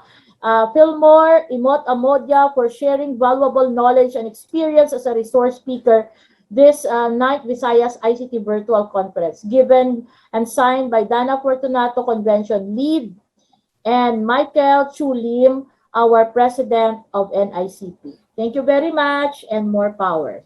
Thank you, Attorney Giselle. Thank you po. Thank you. So now we will call on our next certificate recipient. O sige, we'll start with Debbie Tudtod of FISBUS. No? I already told my son to download Stickbot Studio 2.0. Maglalaro na kami mamaya. Very, very interesting. I hope you mentioned earlier that you don't have any outreach program now about stop animation, but I hope you will make yourselves available for the community in the future. For sure. No? So good luck on your journey. Same certificate of appreciation given to Debbie Tudtod for sharing valuable insight as a resource speaker this 9th Visayas ICT Virtual Conference, given and signed by Dana Fortunato, Convention Lead, and Michael Chu Lim, our NICP President. Thank you very much, Debbie. No problem. Thank you. All right. This So was a next pleasure. is the partner earlier of Debbie. No? So ang ganda ng tandem nyo. It's the first time I listened to a speech with two speakers. Okay, so here we have Carlin Ling Sinesa. I guess you have some fans among the attendees because may nag-shout out dyan. Hello to Ling and Debbie, sabi nila. So, same certificate of appreciation is given to Carlin Sinesa for sharing valuable knowledge and experience as a resource speaker during this 9th Visayas Creative Conference. Signed by Dana Fortunato, Convention Lead, and Michael Chu Lim, our NICP President. Thank you very much. Thank you very much. Ling and Debbie from FISBUS. All right, so now we have our next speaker, our final speaker, the very versatile, no? Cebuano ka ba, sir? Your origin is really Cebu? Yes, Cebu. Born and raised. Born and raised. But you mentioned kanina you work in in Tacloban. No, just an example of how I work, but sometimes you have to be really mobile. You know, I had a project there, and I just But allow us to claim you, because you are still Visayan. Okay, yes. So yes, tayo lahat dito Visayan, no? Kahit ako Bacolod, si Dana Dumaguete, sino lang bang hindi Visayan dito? Adopted na si Mike Lim, yung president ng Zamboanga ICT Council, no? Truly, I now really believe, after hearing all your speeches, that the Visayans are really very creative people. So the same certificate, yes, the same certificate of appreciation is given to Chris Villarino for sharing valuable knowledge and experience as speaker during the 9th Visayas ICT Cluster Conference, given this 26th day of August 2021. Signed by Dana Fortunato, Convention Lead, and Michael Chu Lim, our President. Yan. All right. Ayan, sige. So, I guess that's it for our Visayas Cluster Conference. At this point, I just would like to thank all the more than still 130 plus people who are still with us until this very moment. We would like to thank the Department of Information and Communications Technology. We would like to thank LDR Events with their head, Lucette, no? Thank you for being our event organizer for this evening. You can see on screen our conference planner. Salamat po sa inyong lahat for helping us. Of course, we would like to thank the National ICT Confederation of the Philippines for assisting us. I'd like to thank personally the host, ICT Council, no? Sino pa bang naiiwan na host dito? Can you bring them up on screen? Miss Susan Lu Bascara of Dumaguete. Can we bring up all the mga taga Dumaguete? Yung Negros Oriental team, yung mga speakers from Dumaguete, people from Dumaguete, can we put them all up if they're still here? No? Camera all. Ayan, kung sino yung mga taga Dumaguete dito. Ewan ko si Miss Dana if she can be part of this, no? Sleepless nights on her part to just help in creating and designing the whole activity with us, and of course Lucette, and also with the Victor team. No, special thanks to Joven Tansi and Jesra Palmares of the Iloilo Federation for IT. Special thanks to Claire Fernandez, Engineer Rick Amores from the Tacloban, Eastern Visayas side. We have speakers from Bohol, Tagbilaran, the Office of Mayor Baba. Thank you very much. StarPay. Please get in touch with Carlo Reyes. May post siya ngayon sa chat. We want to learn more about StarPay. It's a way to help you digitize your city operations. Ayan. So, please chat StarPay. Maybe we can invite StarPay in our city-based activities. If the ICT councils would like to get in touch, like Iloilo would like to get in touch, Dumaguete ICT, Bohol. By the way, thank you to Joanne of Bohol, Tagbilaran ICT Council, also helping us on the promotion side. Now, sino pa bang hindi natin na ano? Aklan, of course, is helping us also, Aklan ICT Council. Rojas City Copies, I saw earlier the post of Bob Ong of Copies, Rojas, and of course, Marsh. Very active. In fact, nandito pa nga yung mga friends natin from Aklan. Thank you very much for all your support. Thank you to Eastern Telecom or Eastern Communications this morning. Thank you to the Anti-Red Tape Authority or ARTA, Attorney Jeremiah Belhica, si Director General Charito Plaza of PEZA, and of course, our representative from the Board of Investments or BOI. No? We also had our speaker from Microsoft for the Microsoft Challenge Scholarship Program. So I hope that this will also materialize for the whole of Visayas. So from the whole team of the 9th Visayas ICT Cluster organization, the men and women behind this Visayas ICT virtual conference, we express our deepest appreciation to all those who made this event possible. But most of all, at the end of the day, we give back all the honor and glory to our Lord. No? To God be the glory for all the opportunities that He has opened for us today and yesterday during our 2-day affair. This is Attorney Joselle Batapa Sige, thanking one and all until the next Victor in 2022. Maraming salamat po. This is StarPay, ang pitaka ng bayan. StarPay brings the closest payment center at your fingertips. Just cash in your StarPay app and pay the bills. But that's not all we do. You can also send money, buy prepaid load and gaming pins, top up your RFID, and so much more, all in one safe and convenient application. StarPay empowers the Philippines and our local entrepreneurs, welcoming everyone to the digital age of convenience. StarPay, ang pitaka ng bayan. Download na! At Eastern Communications, we believe in a strong and personal connection. In prioritizing both our high-tech and our high-touch solutions, we bring back the human connection in the ever-expanding industry of information and communications technology. In doing so, we've amassed a wide array of various solutions designed to not only improve our clients' businesses, but to also create seamless experiences for their own customers. Every business needs reliable connectivity in order to maintain its day-to-day processes.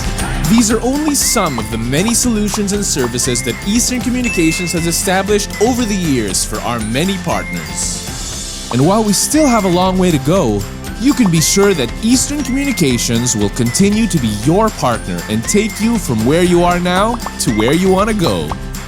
Together, we can all finish strong for our tomorrow.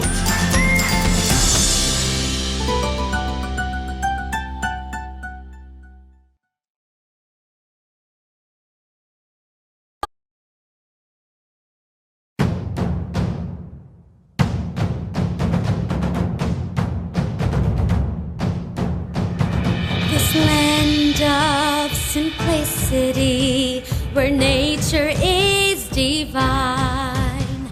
A place full of hope, full of love, a God's design, where everything is in your reach, from waterfalls to diverse marine life, majestic landscapes and its history. Negros Oriental, this is how you want Negros Oriental, this is how you want Negros Oriental, this is how you want to live. Negros Oriental, Negros Oriental,